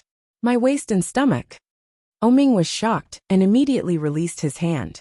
Yulili bent down with a painful look on her face, holding her stomach. "Does it hurt? I'm sorry. I didn't mean it." At the same time, the door was opened. Shinjilia came in with the key in his hand. When he saw Oming, his face sank. He quickly walked over to Yulili's side and placed the things that he had bought with great difficulty on the coffee table. He helped Yulili up and gently said, "How are you feeling? Take a break first. I'll help you in." Oming gritted his teeth and went forward to push Shinjilia away. Shinjilia was caught off guard and was pushed to the side. They looked at each other and saw anger in each other's eyes. "What are you doing here? You are not welcome here." Shinjilia looked at him and said word by word. He helped Yulili up and whispered, "Does it hurt? Is it that guy's fault again?" "That guy? Is he talking about me?" Oming laughed and looked at Shinjilia. His eyes were like a storm raging. When he was about to speak, he heard Yulili said, "Yes, it's this guy's fault." Yulili bent down and did not look up. Her voice was indescribably weak. Shinjilia was distressed. He held her and said, "I will take you in to rest." "I didn't mean it." Oming looked at Yulili and felt a little guilty. "I'm sorry, Yulili, I believe he didn't mean it, but..." Yulili seemed to chuckle, looked up at him and said slowly, "The damage has been done, hasn't it?" Oming's heart was shocked. The hurt in Yulili's eyes in front of him was so strange that it was not like her. "You didn't do it on purpose, but have you ever thought about my feelings?" Lily looked at him, and her eyes became redder. You only know what you want and what you don't want. Have you ever thought about what I want and what I don't want? Lily looked at him with tears in her eyes. No, you haven't thought about any of them. You're high and mighty, you're insufferably arrogant. You were born with a golden spoon in your mouth. You're the only son of the O clan. You've had everything you wanted since you were a child. In fact, you've been able to turn over the clouds and reign in the O clan. You've been living like a crown prince since you were a child. But so what? She was an orphan who had nothing. Since she was young, she knew that she had to carefully pretend to be obedient. Only in this way could she get candy and make the adults like her. But Oming didn't need to. He just needed to curl his index finger, and he could get anything. They didn't belong to the same world, so how could they be together? The gap between them couldn't be made up by a few years of being a mistress and a few years of famous brands. I don't care. Do you think I'm with you just for money? You regard me as your mistress, a moving inflatable doll. That's all. Do you think your pestering is true love? Lily laughed and looked at him sarcastically. This is called being cheap, Mr. O. Oming smiled and looked at her sarcastically. Chapter 10:12. This is called being cheap. Her sharp words pierced Oming's heart. Oming looked at her with a complicated expression. His heart couldn't help but feel a little sour and a little painful. I didn't. Oming gritted his teeth and roared. Lily, don't I know how I treat you? Of course I know. Lily looked at him and smiled slightly. But do you really know how you treat me? He had always thought that he was good to her. Indeed very good. But it was not what Lily wanted. What do you mean? You know it in your heart. Lily smiled and closed her eyes tiredly. I don't want to play this boring game with you anymore. Go, Oming. I don't want to be with you. I really don't want to. Lily leaned on Shinjilia and slightly tilted her head, buried it in his chest and said, Please leave, and don't come back in the future. Lily was exhausted by the time she finished yelling. Shinjilia hugged her tightly, looked at Oming with a cold face and shouted, Didn't you hear me? Please leave. After that, Shinjilia carried Lily into her room. He put Lily down and looked down at her. He found that her face was already wet. Her pale face was glistening with tears. It was very beautiful, like a rose that was about to wither. Lily was the toughest woman he had ever seen. She was not the most beautiful, but she was unique and fascinating. Shinjilia had had many girlfriends, but none of them made him feel so sorry. Oming is a bastard. After settling her down and gently covering her with the quilt, Shinjilia sat on her bed and didn't go out again. Lily closed her eyes for a long time and asked, Is he gone? I don't know. Shinjilia didn't go out. He looked at Lily and asked, Are you still uncomfortable? Yes, I'm hungry. Shinjilia chuckled and said, I'll bring the food in to eat. Okay. Lily still didn't open her eyes. Shinjilia got up and went out. He didn't know when Oming had left, but there was a note on the table. On it, there were beautiful and bold words written by Oming. Wait for me. Shinjilia's heart sank when he heard those two words.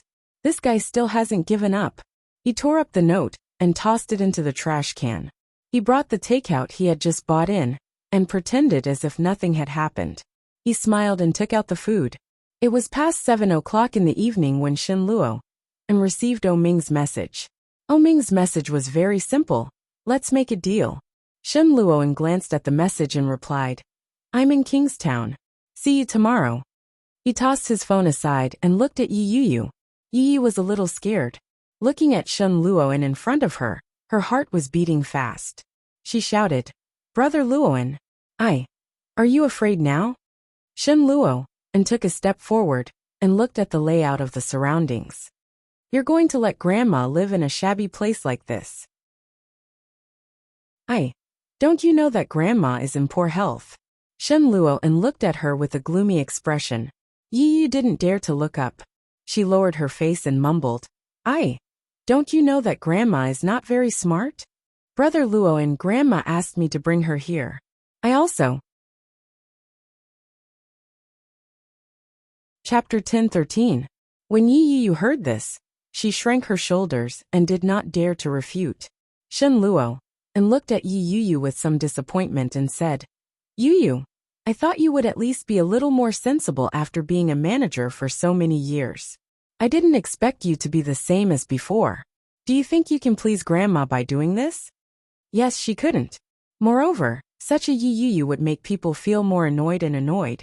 Yi Yu was well aware of this, but she didn't realize it until old Mrs. Shun was taken back. I'm afraid that she didn't want to come to Kingstown, and she really wanted to exclude me.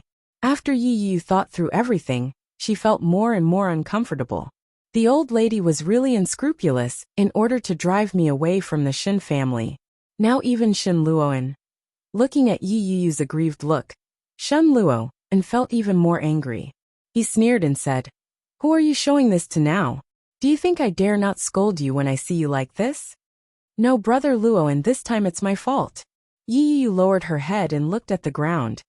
There won't be a next time. Seeing Yi Yu's look, Shun Luoan shook his head gently and said, Forget it. As he spoke, he picked up the coat on the sofa and then walked out of the door. Yi Yu had expected that he would not stay in her house for the night, but she still felt a little disappointed when she saw this scene. She asked, Where are you going? Do I need to report to you where I go? Shun Luoan glanced at her with a faint smile. We are husband and wife. Yes, husband and wife. Shun Luoan chuckled, but he did not care about the identity of husband and wife at all. He put on his coat and walked outside. Shun Luoan opened the door, went out, and closed the door. This series of movements was smooth, without any hesitation or pause. Yi Yu was disappointed and sat on the sofa. He had always been like this. He was waiting for her to be unable to bear it and ask for a divorce. Perhaps it was just an obsession when she was young. From a very young age, Yi Yu told everyone that she would marry Brother Luo, and when she grew up. When they were young, Shin Luoan would also respond with a smile and say, Okay, then when you grow up you will be my bride. Even when they were in school, Shun Luo and didn't treat them like this. However, since when did everything change? Ding dong. The doorbell rang. Yi Qianqian walked toward the door while applying a facial mask. When he opened the door, he saw a big man. When Shun Jilia saw Yi Qianqian, he smiled brightly and said, Good afternoon on the weekend. Let's have afternoon tea together. Yi Qianqian touched the mask on her face and didn't say a word. She turned around and went back to browsing Weibo on the sofa. Ever since Yu Lily almost fainted during her morning run a few days ago, her relationship with Shen Jilia had changed. In the past, Shen Jilia had often come to look for Yu Lily, but he hadn't even been able to enter the door.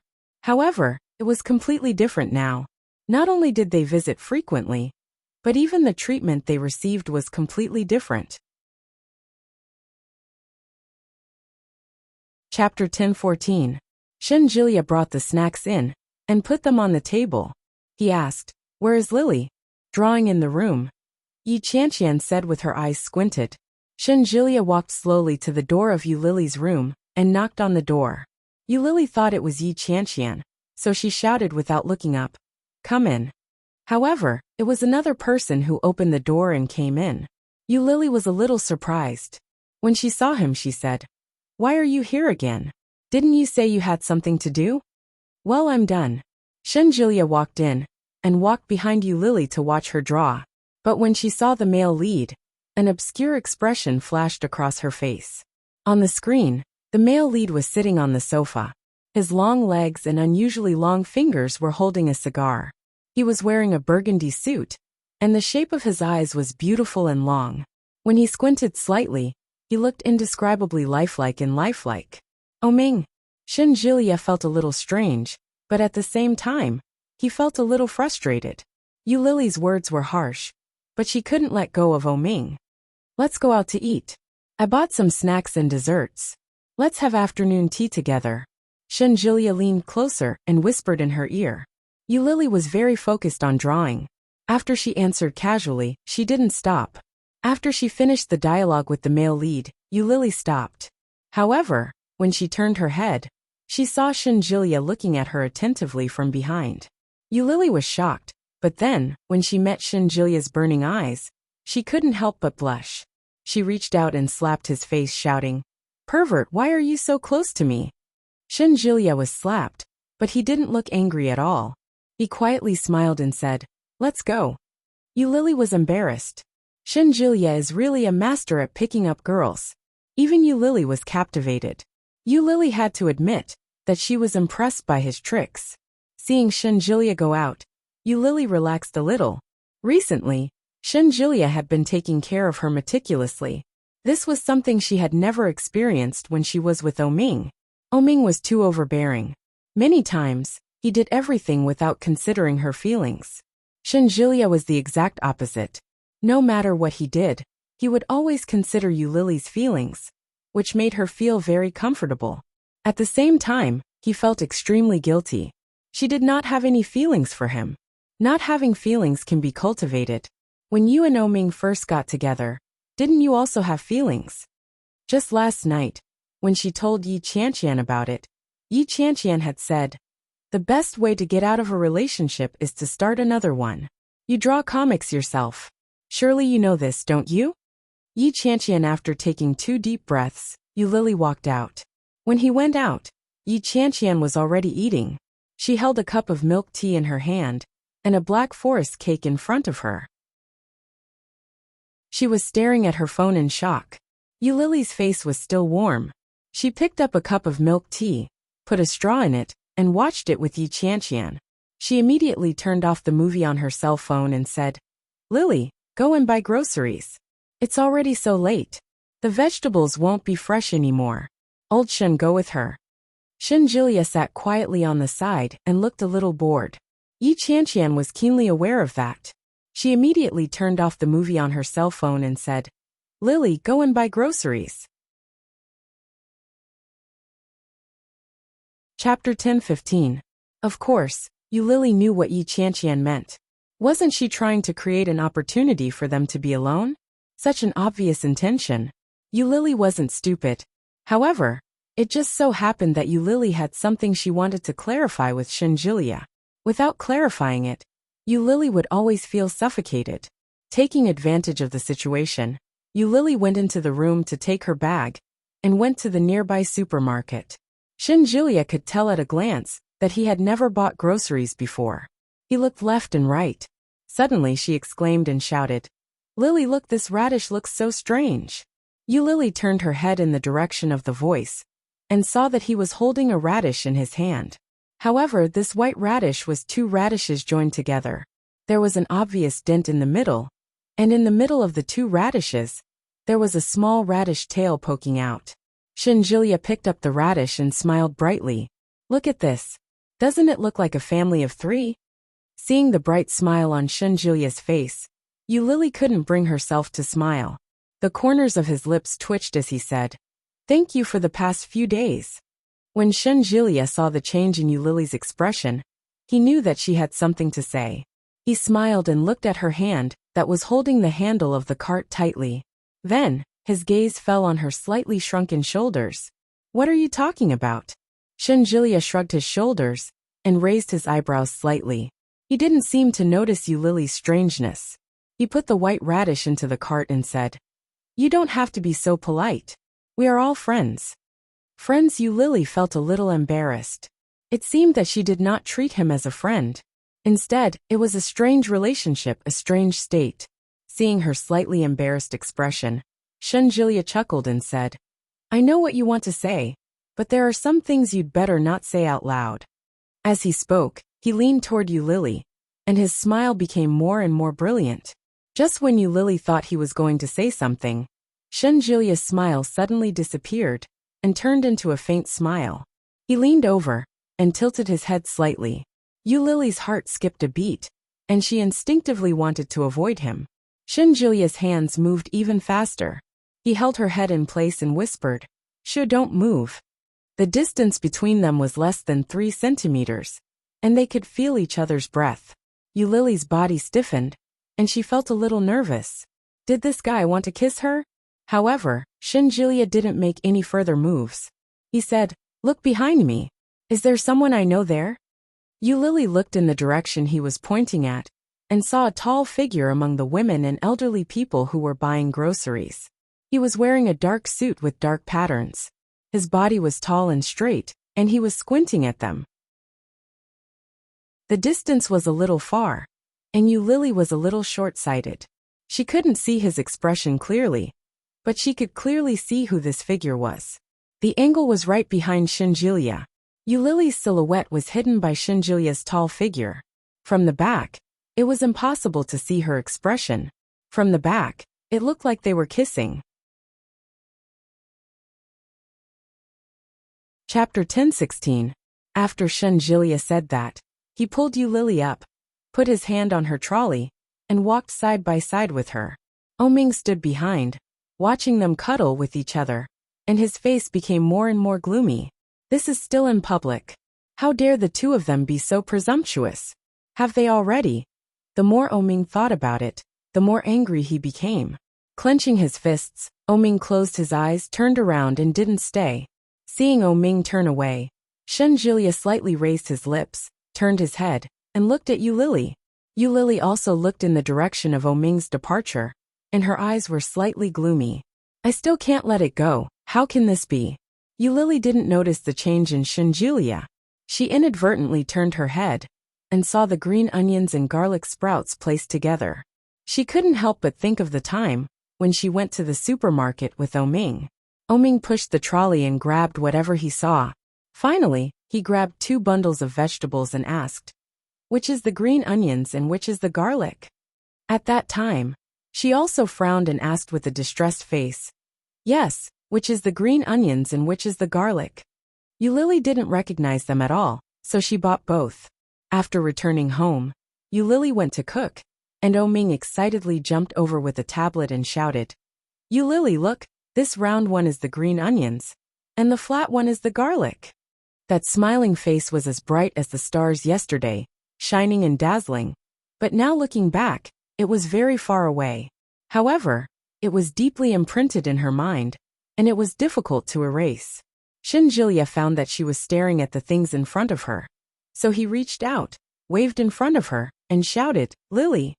Lily suddenly came back to her senses, turned to look at Shinjulia, and suddenly chuckled and asked, "Tell me these 2 things, which is the green onions and which is the garlic?" Shinjulia looked at them and said, "The left one is the green onions, and the right one is the garlic." Well, that's right. But Lily didn't know why, but she felt a little lost. With a smile, Lily pushed the cart and looked ahead. She said in a soft voice, "Shinjulia, you know my past. I've cheated a lot of people, and I've been someone's mistress. I've been with Oming for so many years. Why are you still so good to me?" When Shinjulia heard that, his eyes darkened and he chuckled. "Lily, do you think I treat you well?" "I'm very good. Tisk, if that's the case, it proves that I've succeeded." Shinjulia looked at her with a smile and continued, "If even you think that I'm good to you, doesn't that mean that I'm even better in the eyes of others? The better I treat you, the angrier Oming gets. This guy is so fickle. He's obviously engaged to my sister, but he's not honest. He should be pissed to death." Lily was stunned and blinked her eyes. When Shinjulia saw her expression, he raised his eyebrows proudly. "Stealing the woman he likes is the best revenge for him. Don't you think so? Does that mean that Shinjulia is pursuing me just to get revenge on Oming? Don't feel pressured. I'm pursuing you mostly because of my sister. Only by diverting all his attention from you can he treat my sister well, right?" Shinjulia's smile didn't change, and his words were very natural. Suddenly he changed the topic and asked, "I want to eat eggplant. Can you make it?" Yes, eggplant was Lily's specialty. Chapter 10:17. When they got home from grocery shopping, Shinjulia helped Lily in the kitchen while she cooked. But the young master was still the young master.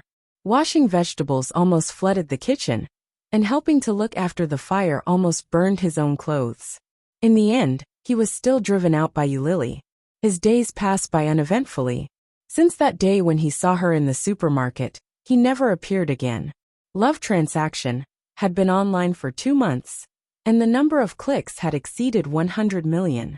Compared with 2 months ago, the website traffic had more than doubled. As an author and an internal employee, Lily not only enjoyed the admiration of all her colleagues, But she was also invited to the office by Editor-in-Chief Zhou. Little you've been here for some time. In view of your excellent performance, the higher-ups have decided to give you some rewards. What do you want? Just say the word. Anything I want? Of course, it doesn't have to be too expensive. We have to leave a good impression on the higher-ups, right? Chief Editor Zhou liked this little girl more and more. Even though the income from comics was considerable, she still worked diligently in the company.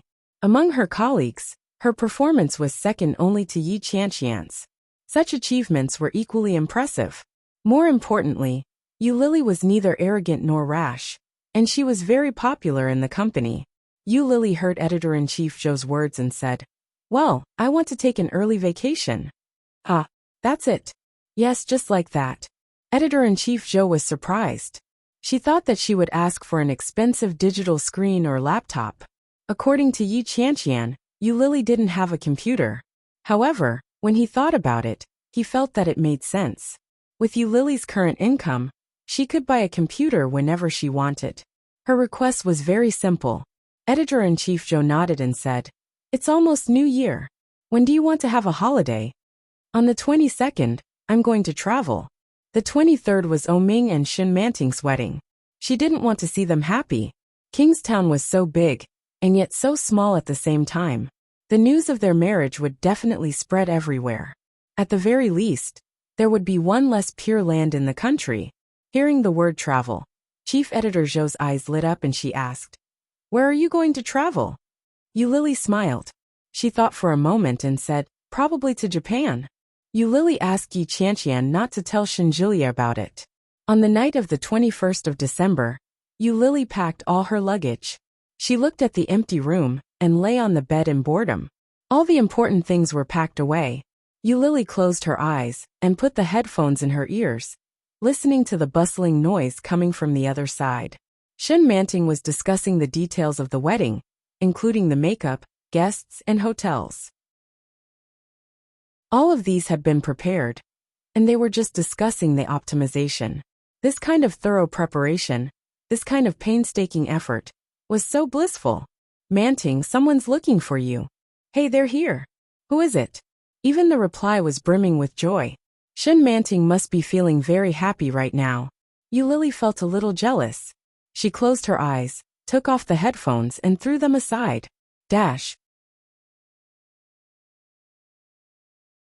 Chapter 10:18. Shen Luo, and was in a good mood when he saw the change in her expression. He looked at her and approached her step by step. Shen Manting looked at him approaching, and her face became paler and paler. She pushed back and shouted, "Sister Zhang, come here." I called Sister Zhang away. She shouldn't be outside now. The smile on his face widened. "What are you afraid of? I won't do anything to you. Big brother, I'm getting married the day after tomorrow. What do you want?"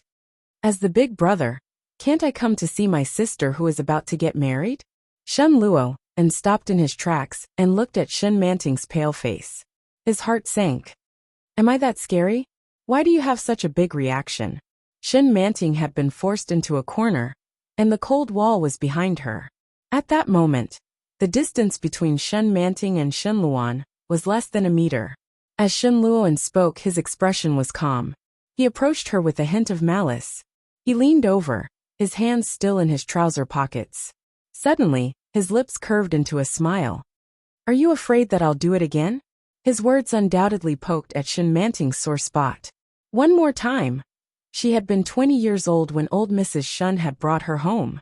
Poor and pitiful. He had accidentally intruded into his forbidden area, and was almost torn to pieces by his Tibetan Mastiff. He had saved her. But Shen Luoan noticed that Shen Manting's eyes were wandering. He chuckled and said, "You're actually thinking about it?" As he spoke, he reached out and placed his hand on the side of her face. In a low voice he said, "Do you want me to remind you of that night?" "No." Shen Manting suddenly panicked and pushed him away. "You promised me, Shen Luoan. I'm getting married soon. What else do you want? You were the one who chose me. I didn't even have the right to choose. Are you going to go back on your word now? He didn't give you the right to choose." Shen Luoan raised his eyebrows and chuckled. "Didn't I give you a choice? Li Xiqing, Oming and me. As for my two childhood friends, you don't like them, do you? Li Xiqing's wife was pregnant. You're my big brother. How could I possibly choose you? That was why she had chosen Oming. Coincidentally, she had pinched Oming's weak spot. She must marry Oming the day after tomorrow. Otherwise, her life would be ruined. At the same time, footsteps could be heard from outside. It was Sister Zhang. Shen Manting was delighted and secretly heaved a sigh of relief. Shen Luo and clearly saw her expression and sensed that the footsteps behind him were getting closer and closer. He smiled and straightened up, saying, "As your big brother, I just came to see you. Seeing that you are so lively, I am also relieved. You must prepare well and be the most beautiful bride." With that, Shen Luo really turned around and left. Sister Zhang walked in with a paper bag in her hand. She smiled and said, "Miss, you are so lucky. Young master is so good to you. He knows that you are so busy that you don't have time to eat, so he specially ordered your favorite dessert. Come, eat it while it's hot." Shen Manting stared blankly at the desserts that Sister Zhang had placed on the table. She asked, "Did he ask you to fetch something just now?" "Yeah." Sister Zhang put the dessert in front of her and said, "Come and try it." Shen Manting frowned and looked in the direction where he had left. She was getting more and more confused as to what he was thinking. This man was temperamental. Perhaps one day he would dash, "Hot little sweetheart. Big CEO, don't come over." After one night of passion, they had disappeared for 5 years. When they met again, she didn't recognize him. Mr. Bo still forcefully adopted this little kitten that was baring its fangs and brandishing its claws. He doted on her, loved her, violated her, and did everything he could. Chapter 10:19. Sister Zhang saw her in a daze and urged, "Come on, eat something. When you are full, you can continue to work. In 2 days, you will be the most beautiful bride." Hearing Sister Zhang's words, Shen Manting smiled, picked up the spoon and looked down. On the 22nd of December, Yulili had already started her holiday, but the plane ticket was booked for 4 a.m. on the 23rd. All day, Yulili had been painting in her room. However, she never expected that Su Qianxi would call her. Usually, Su Qianxi was very busy with work, taking care of the children, and having personal space with Li Xiqing, so Yulili usually did not talk to her. The two had not contacted each other for half a month.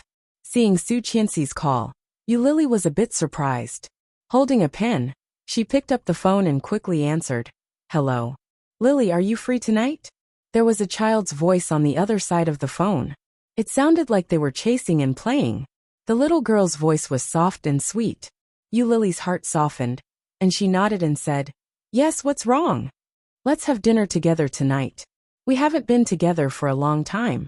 I will take the children with me. They haven't seen you for a long time. Tonight." Yulili glanced at her digital screen and nodded.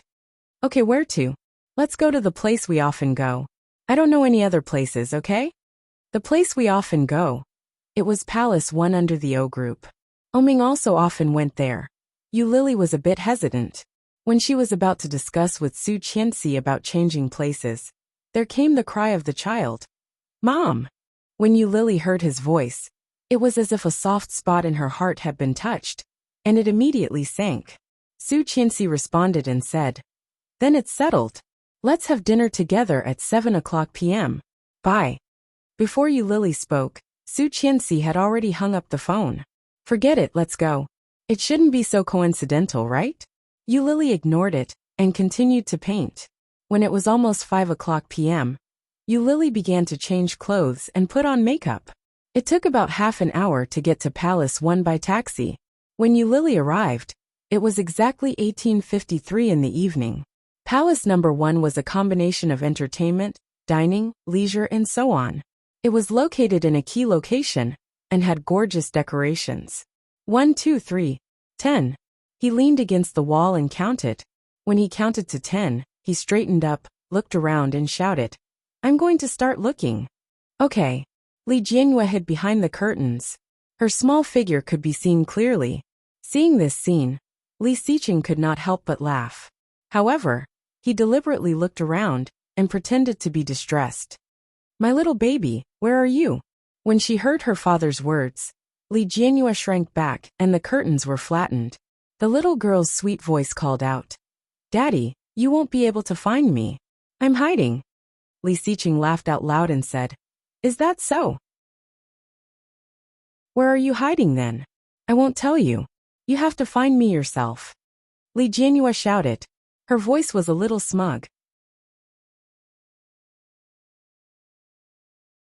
Chapter 10:20. Li Jianhua didn't make a sound. She shrank back, and shrank back. Li Xiqing swayed left and right, and suddenly the curtains were opened. Li Jianhua looked at Li Xiqing in horror. Her big eyes widened and she shouted, Dad! Caught you! Li Xiqing squatted down and held her in his arms. He rubbed her little head and said, Dad will take you to wash your hands. Li Jianhua pouted in frustration and shouted, Why did you find me again? Even Brother Mosin couldn't find me. Li Xiqing smiled. Li Mosin was smarter than any of them had imagined. With his IQ, how could he not find this little fool? He just gave in to her. However, even if Li Xiqing said it, this little girl would not believe it. He reached out and pinched her little nose and said, Your brother Mosin has already washed his hands. You are the only one who is disobedient and playful. Do you still not keep your word? Li Jianhua stuck out her little tongue and reached out to Li Xiqing. Dad, hug. Okay, hug. Li Xiqing picked up his daughter and took her to the bathroom to wash her hands. Oming looked at the interaction between the father and daughter, full of envy. Li Jianxian and Li Mosin sat side by side, holding a Rubik's Cube in their small hands. Daisa said, Uncle, how do you get this red one? You see, yellow, blue, and green are all ready. You just need to get this red to white. Oming put down the teacup, bowed his head and patiently explained, You can't just focus on one side. If there is a little disharmony, this is not a complete Rubik's Cube. Come on, you first make this like this, like this. Li Jianxian and Li Mosin were both people with a particularly strong learning ability. The two little guys opened their eyes, looked at the Rubik's Cube in Oming's hand, listened to his explanation and nodded. Su Qianxi received a call from Yu Lily. She was bored anyway, so she simply stood up and went outside to pick her up. When she saw Yu Lily, Su Qianxi's eyes flashed with amazement, and she shouted, Lily! Yu Lily heard Su Qianxi's shout, smiled, and waved at Su Qianxi. Qianxian. Su Qianxi quickly approached and looked at Yu Lily's current appearance. Compared to the last time Su Qianxi saw her, Yu Lily was plumper this time. The flesh on her face had also grown back, and she looked round and beautiful. Her skin was white and delicate, and her skin was tender and elastic. Today, Yu Lily was wearing a red dress and a long black coat. It didn't look like a famous brand, but it was a very stylish combination. In more than 2 months, Yu Lily's hair had been trimmed 2 or 3 times. Her short hair still reached her ears, making her look playful and capable. Her oval face was covered by her short black hair. Coupled with her exquisite makeup, she looked even more beautiful and alluring. Wow, Lily, you've become so beautiful. We haven't seen each other for so long. Su Qianxi went up and took her arm. Let's go. We were just waiting for you. Everyone liked to be complimented, especially by Su Qianxi. Yu Lily felt particularly happy. With a smile, she walked in with Su Qianxi. However, when she entered the door and saw Oming, she paused. Oming seemed to have sensed her gaze and looked up. Chapter 10:21. Ex-boyfriend seeing ex-girlfriend. Yu Lily felt inexplicably embarrassed at the moment. Was it a coincidence? Absolutely not. Yu Lily quickly looked away, looked at Su Qianxi, smiled and said, Qianxian, is he here too? Yes, of course he is. Because it was Oming who called her. However, Su Qianxi pretended to be stupid at the moment, intimately pulled Yu Lily in and said, We are waiting for you. Is there anything in particular you want to eat? No. Okay, then let's serve the dishes. Su Qianxi pulled her to sit down next to her and shouted, Waiter, help us serve the dishes. Su Qianxi poured a cup of tea for Yu Lily and said, How have you been recently? Yu Lily took the tea, smiled and said casually, Very good. My boyfriend is also very good to me, much happier than before. Su Qianxi was speechless for a moment, subconsciously glancing at Oming. She saw that Oming was just drinking tea and did not speak. Li Xiqing came over with his daughter, sat next to Su Qianxi and asked, "What do you want to eat?" "Chicken wings." "What else?" "Chicken legs." "What else?" "Crab." Li Jianyue shouted, looking at the empty table, pouted and said, "Dad hungry." "There will be food in a while. Drink some juice first." Li Xiqing poured a glass of juice for the little girl and handed it over. "Drink slowly." "Oh." Li Jianyue took it with both hands, holding the juice with her short, fleshy hands. Li Xiqing looked at her, his hand under the glass. In case the little girl could not hold it firmly, he could catch it in time. Yu Lili saw the little girl's face, which looked very similar to Su Qianxi's, pink and tender, and her heart was about to melt. However, in her impression, Li Xiqing, who was cold and terrible, actually had such a soft side in front of his daughter. So envious. Yu Lili looked at the little girl, and Li Xiqing looked down and took a sip of the tea. However, she did not look at Oming again. The atmosphere was awkward. Su Qianxi winked at him from time to time, but he did not seem to understand and remained indifferent. The dishes were quickly served, and the children ate with relish, not noticing the strange atmosphere between the adults. "I heard that you took an early vacation and rested for almost 20 days.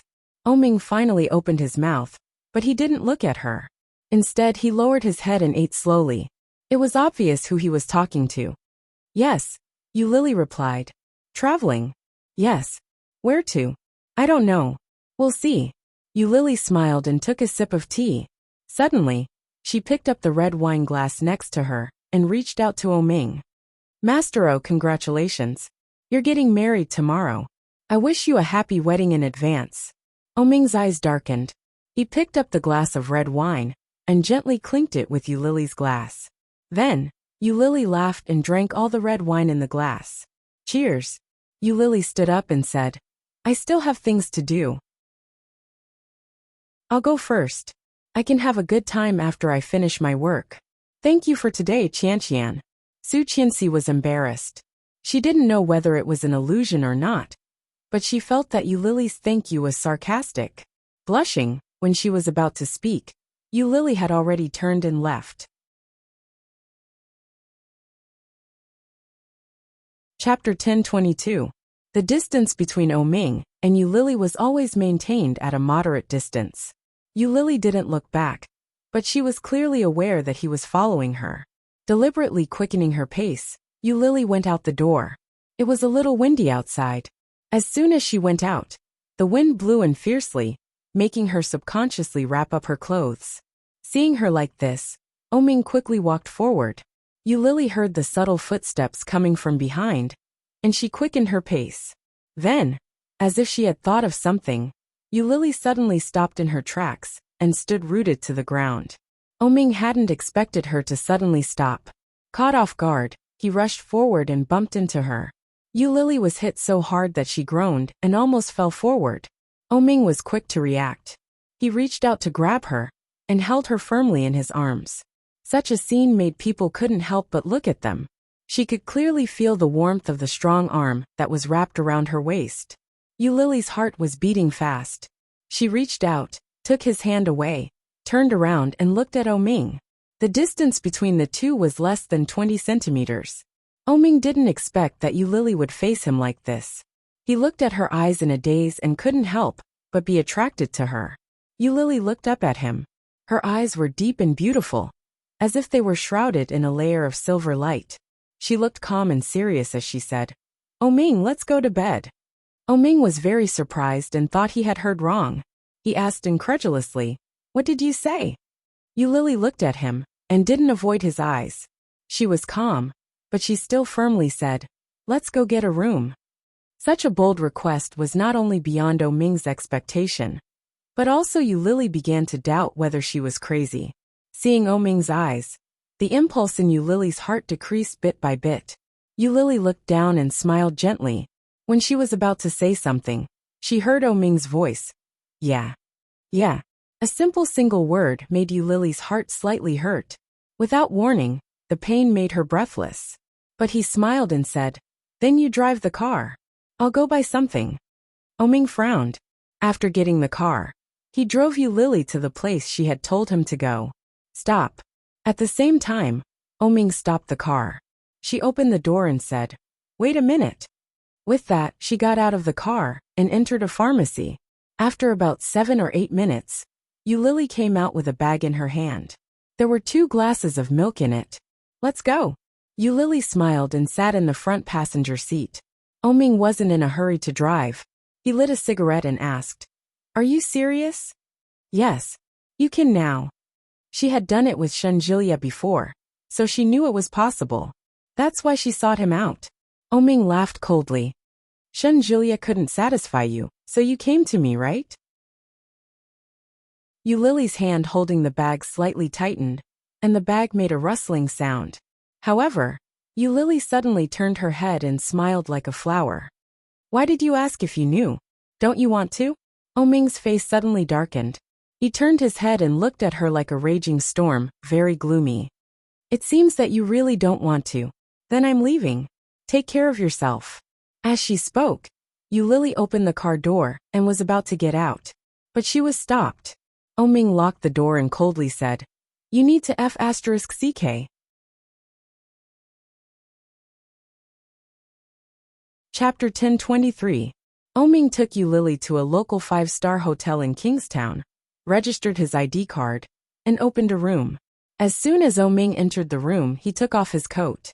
Yu Lily followed behind and closed the door. Oming took off his suit and said, "Do you want to take a shower first, or should I? Or together?" However, Yu Lily did not respond. Oming was a little surprised and turned around, but he was suddenly hugged. Yu Lily looked up at him, breathed quickly, and her body was hot. Her face was as red as a peach. Looking at him, Yu Lily stood on her tiptoes, hugged his neck, and kissed him on the lips. Yu Lily easily entangled him. She closed her eyes, and the heat in her body ignited the deepest and most hidden passion in her. Holding him tightly with both hands, Yu Lily couldn't help but whisper and shout, "Don't you want to start?" At that moment, Yu Lily's face was flushed, and her whole body was attached to his. She was slightly panting, and her breath smelled like orchids, which was seductive and sexy. Oming did not expect that she actually took the medicine herself. Didn't she always refuse this kind of medicine? However, seeing how impatient she was, he decided not to suppress it any longer. He took the initiative, picked her up, and threw her on the bed. Yu Lily's body bounced and she groaned. Then she felt a hot body covering her. His fiery big hands peeled off her coat, and then he tore off her dress. Dense, hot kisses dotted her body. Yu Lily hugged him, moaned, and unbuttoned his vest, shouting, "Oming!" Oming did not respond to her, but fiercely and heavily sucked on her neck. The hot breath fell on her neck, and the burning feeling spread all over her body. Yu Lily hooked her legs and shouted, "Mr. O, Mr. O. I miss you, I miss you, I miss you." Oming breathed heavily, and his big hand clamped her chin. He chuckled and said, "What? Do you regret it?" Hearing that, Yu Lily opened her eyes and looked at him.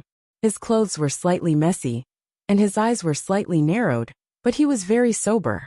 His beautiful peach blossom eyes seemed to be enshrouded in a layer of hazy silver, bright and resplendent. Yu Lily's eyes were blurred as she looked at him. She reached out and hooked her arms around his neck. Her face flushed, she smiled and said, "I don't regret it." He would never regret it. When Oming heard that, he opened the zipper on her back, revealing her smooth and fair shoulders, which were round and tender. He lowered his head and kissed her, but it was full of aggression. He held her in a domineering manner. He seemed to have completely let go of her. Under his aggressive attack, Yu Lily narrowed her eyes. No regrets, no regrets. She had no room for regret. She wanted him, she loved him. Yu Lily couldn't lie to herself. For so many days, no matter how well Shinjilia had treated her, her mind was still filled with Oming's shadow. Even Yu Lily herself felt that she was so cheap. But she missed him. But he was about to get married. How could this relationship, which was not supported or acknowledged by others, be allowed to continue? She hugged him back and slightly raised her head. There was an unknown tears flowing down from the corner of her eyes. Yu Lily opened her mouth to gasp and shouted, "Oming! Have you loved me? Chapter 1024. It was the first time Lily had asked such a question. It was also the first time Ming had heard it. It was strange and wonderful. It was as if he had met this person for the first time. Lily would actually ask such a question. Ming's eyes darkened. Looking at her flushed cheeks, he slightly raised his lips and was about to speak, but Lily suddenly hugged his neck and sealed his lips. Before Ming could say anything, he was hit by her hotness and disappeared without a trace. The king's size gently swayed with their movements, and Lily's whole body was hot, and she twisted uncomfortably. Ming panted heavily and whispered in her ear, "Love." Lily's body stiffened, her hands wrapped around his neck, and she bit his shoulder. He said love. Not love but love. Is that true? But the words that men say when they are driven by pleasure, can we believe them? After a rest, Ming pulled away, hugged her and kissed her neck. Lily slightly narrowed her eyes, gently pushed him away and said, "I'm tired. Go take a shower." Ming paused, looked at her slightly tired face and chuckled. He got up and went into the bathroom. Lily opened her eyes, got up, and took out the 2 bottles of milk from the pharmacy. She opened one of the bottles and put a white pill in it. She closed the lid, shook it a few times, and then drank 2 mouthfuls of the other bottle. After Ming came out of the shower, Lily handed the milk to him, holding a half-empty bottle in her hand. Ming happened to be a little thirsty, so he glanced at it, took the milk and drank 2 mouthfuls. Seeing this, Lily's eyes darkened. She stepped into the bathroom, and when she came out, Ming was already asleep, and the bottle of milk had been drunk. By the time Lily got dressed, it was already past 1 o'clock in the morning. She gently kissed him on the lips and whispered, "Goodbye, Mr. O." This sleeping pill was enough for him to sleep until noon the next day. And she was already in the sky. Looking at his face greedily, Lily lay down, picked up her phone, and took a photo. The last photo. This would be the last time they would see each other in this lifetime, right? Lily's eyes were sore. She curled up beside him and gently hugged him. Her voice was choked and low like a mosquito. "Goodbye." The sky was still dark when they boarded the plane. Everything was still in a hazy state, and the bustling big city was gradually getting farther and farther away. Lily looked down at Kingstown, and her eyes gradually became empty. Lily closed her eyes and leaned back in her seat, her mind blank. When Ming woke up, it was past 1 o'clock in the afternoon. When he got up, there was no one around. Ming felt a little dizzy. He patted his head and frowned. He felt like he was still dreaming. Everything around him was cold, and there was no sign of Lily. Not only was there no shadow, there wasn't even a trace of his existence. Could it be that he was dreaming? An erotic dream left no trace. The phone was vibrating, and it was the special assistant Su Chung. Chapter 1025. When Ming heard Su Cheng's words, he felt even more confused. He didn't know how to respond, so he just hung up the phone. After hanging up the phone, Ming found that there were dozens of missed calls. Shen Manting, his family, Su Chung, and all kinds of unknown calls. The wedding started at 2 o'clock, and now it was 1 o'clock. If he went there now, it was still not too late. The timing was really good. It could not only make Shen Manting anxious, but it would not delay his wedding. It turned out that Lily was so thoughtful. I really didn't expect it. However, Ming lay in bed and didn't want to move. The phone continued to vibrate, but Ming ignored it and lay on his back with his eyes closed. The deal with Shen Luoan was achieved. Shen Manting had never felt so desperate as today. Ming hadn't come yet, hadn't come yet, hadn't come yet. Countless calls were made, but no one answered. The scene was in chaos, all because of Ming. However, what made Shen Manting even more desperate was Shen Luoan, who was sitting not far away and looking at her with a faint smile. She was even more furious. Shen Manting gritted her teeth and dialed Ming's cell phone number again and again, but the result was still the same. Shen Manting's eyes became redder. She walked into the temporary bridal room in the hotel and sat down. After driving everyone out, Shen Manting leaned on the sofa weakly. If Ming didn't come then, Shen Luoan would never let her go. Absolutely impossible. She looked down and found it was already 2:13. It was a mess outside, and the noise made Shin Manting's head buzz. How could it be? Bastard! Shin Manting's eyes were red, and she threw the phone in her hand. The phone was deformed. After a few jumps, it finally fell to the ground, and the screen was broken into a spider web. Such a temper is really not suitable for a bride. A teasing voice came in, and Shin Manting's body stiffened. She turned her head and saw Shin Luo, and walking in slowly with his hands in his pockets. He looked like he was smiling, and it seemed that his eyes were filled with pity. Shin Manting saw him, and suddenly stood up. She roared with red eyes. Is it you, Shin Luoan? You are so despicable. What's wrong with me? I'm not the one who ran away from the marriage. But you should be glad that you haven't gotten a marriage certificate. Otherwise, you will have to go to the Civil Affairs Bureau to get a divorce. It will be too embarrassing. Shin Manting breathed more quickly, and she was furious. She stepped forward and raised her hand to slap his face. However, it was Shin Luo's to her. Shin Luo, and took the opportunity to pull her over. He placed her hand in front of his nose and sniffed it. He chuckled and said, "You want to hit me? That is treason." His casual words made Shin Manting feel even more humiliated, and tears welled up in her eyes. She was so embarrassed and angry that she forcefully pulled her hand back and roared, "Bullsh asterisk T big brother, you pervert." Chung would not treat his sister like Shin Shin. Ming to Yang to up and said, "Shin was that Shun. To Shin was very felt. Chung was not to Yang. To Ming. That to of to Shun to Ming to."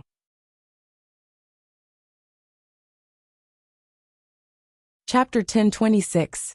Shin Manting suddenly felt a sense of crisis in her heart. She pushed him hard, but he didn't move at all. Shin Luoan looked at Shin Manting in front of him and whispered, "Don't be afraid. Ming is not with you. I will give you happiness, just like last time." Shin Manting's eyes widened in horror. She pushed him away and shouted, "No!" The sound of footsteps coming and going could be heard from outside, as well as the noise of the crowd. The gentle smile on Shin Luoan's face became more and more serious. He gently released her and said, "You can't know until you try." After that, he took 2 steps back, and the distance between them was a little bit. Then the door was opened. Shin Manting didn't notice that someone was approaching. At this moment, the door was suddenly opened, and her heart skipped a beat. Then, seeing Shin Luoan's calm appearance, she knew that he must have noticed it and let her go. Yi saw Shin Luo, and then Shin Manting's appearance inside, and felt inexplicably strange. However, Shin Luoan's expression didn't seem to be different. Is it an illusion? Yi was confused, but she didn't think much about it. She said, "Grandma asked you to go out." "Got it. We'll be there soon." Shin Luoan smiled and looked at Yi. His eyes were as usual, and there was nothing wrong with them. However, Shin Manting's heart was secretly guilty. If he wasn't a pervert, why would he only react to you, my sister? So what about Yi? If he is only interested in Shin Manting, then Yi, as his real wife, is the more Shin Manting thought about it, the more she felt that she was guilty. She looked at Yi, and Yi looked at her at the same time. She smiled at Shin Manting and said, "Aunt, let's go together." Shin Manting felt more and more guilty when she was called aunt. She nodded and didn't dare to look at her. She said, "Okay." Yi took Shin Manting's arm, and subconsciously glanced at Shin Luoan. Shin Luoan, on the other hand, looked calm and unperturbed. He looked no different from usual. Is it an illusion? Su Cheng's phone was full of calls, but he still couldn't find out where Ming was. In the face of everyone's questions and expectations, Su Cheng could only remain silent and escape. However, just as he found a quiet place to rest, he received a WeChat message on his phone. It was Ming. "Find out where Lily went." Su Cheng saw this message and replied without thinking, "Japan, their editor-in-chief told me." Ming did not reply. Looking at the message sent by Su Cheng, he was lost in thought. The most famous romantic city in the world was covered in white snow. Blonde men and women walked to and fro, wearing thick down jackets and hats that covered their bodies tightly. Lily wrapped herself in the thick down, and even her breath was filled with white vapor. which made her shiver. Looking at the snowflakes falling from the sky, Yulili felt that the trip was not in vain. So beautiful. Picking up the phone, Yulili took pictures left and right. Looking at her red cheeks in the photo, Yulili smiled and quickly entered the nearby shopping mall. Chapter 1027. After eating, Yulili returned to the hotel. After a long flight, Yulili felt a little tired. But after taking a shower and lying down, she couldn't fall asleep. Her mind was full of messy thoughts. And even Yulili didn't know what she was thinking. She simply got up, took out the digital screen, plugged it in, and began to draw. The phone was not turned on, and Yulili didn't bring a computer with her. She didn't dare to go online, turn on the computer, or see any news about Oming. It was already dark outside. At this time, Oming should have just woken up? Or is he still in bed with Shin Manting? Yulili's hand holding the pen paused, but she couldn't calm down. What to draw? Putting down the pen, Yulili put on her clothes again and deliberately wrapped herself up. A red scarf and a red hat covered her face. After making sure she wouldn't get cold, she walked out of the hotel. At 8 o'clock in the evening, the nightlife in Paris had just begun. Yulili walked around and stopped on a path. There were many footprints on the thick snow, and on the bare trees, ice and snow piled up. It was much more spectacular than when it snowed in the capital. Unfortunately, it didn't snow in Kingstown. It seemed that she hadn't seen the snow with Oming. What a pity. Master I checked. I didn't see Yulili on the flight to Japan. Su Cheng's voice was a little guilty, and he asked, "What should we do now?" Oming's face became more and more serious. "Find out if she is in the country." "Yes." Su Cheng responded and Oming quickly hung up. After hanging up, Oming still called his most reliable brother, Luo Zhan. Nothing was faster than directly hacking the system to find out. After going through the process, maybe Yulili had gone far? After calling Luo Zhan, he was silent for a moment and said, "Brother, do you want to hurt me? That is the national security system. If I hack in, what if I get caught? I'll protect you." "No, you'd better go through the process. Last time I helped Lao Air check the police, and I was almost caught. This time, you directly asked me to hack the national system. I don't have that much courage. With your skills, there is no problem. Luo Zhan, please. It's not that I'm helping you, it's too risky. You seem to like the mall in the south of the city, right? For you, Luo Zhan.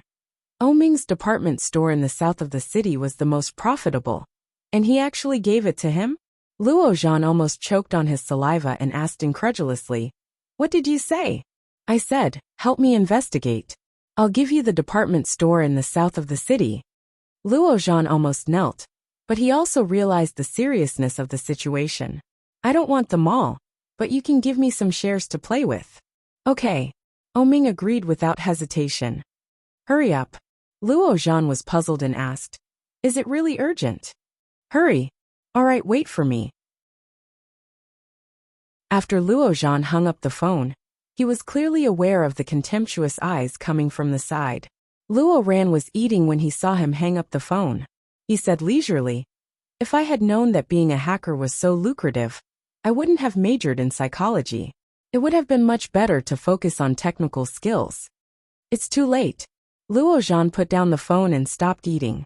He said, "Remember to wash the dishes later. I have to go." You're tuning in to the Li Mei's Sword of Destiny YouTube channel. We're so grateful for your support. And don't forget to subscribe to join us on this incredible journey through captivating stories. Your generosity through donations truly makes a world of difference, as it's the primary source of revenue that allows me to expand and enhance this channel for you. Thank you from the bottom of my heart for being a part of this adventure.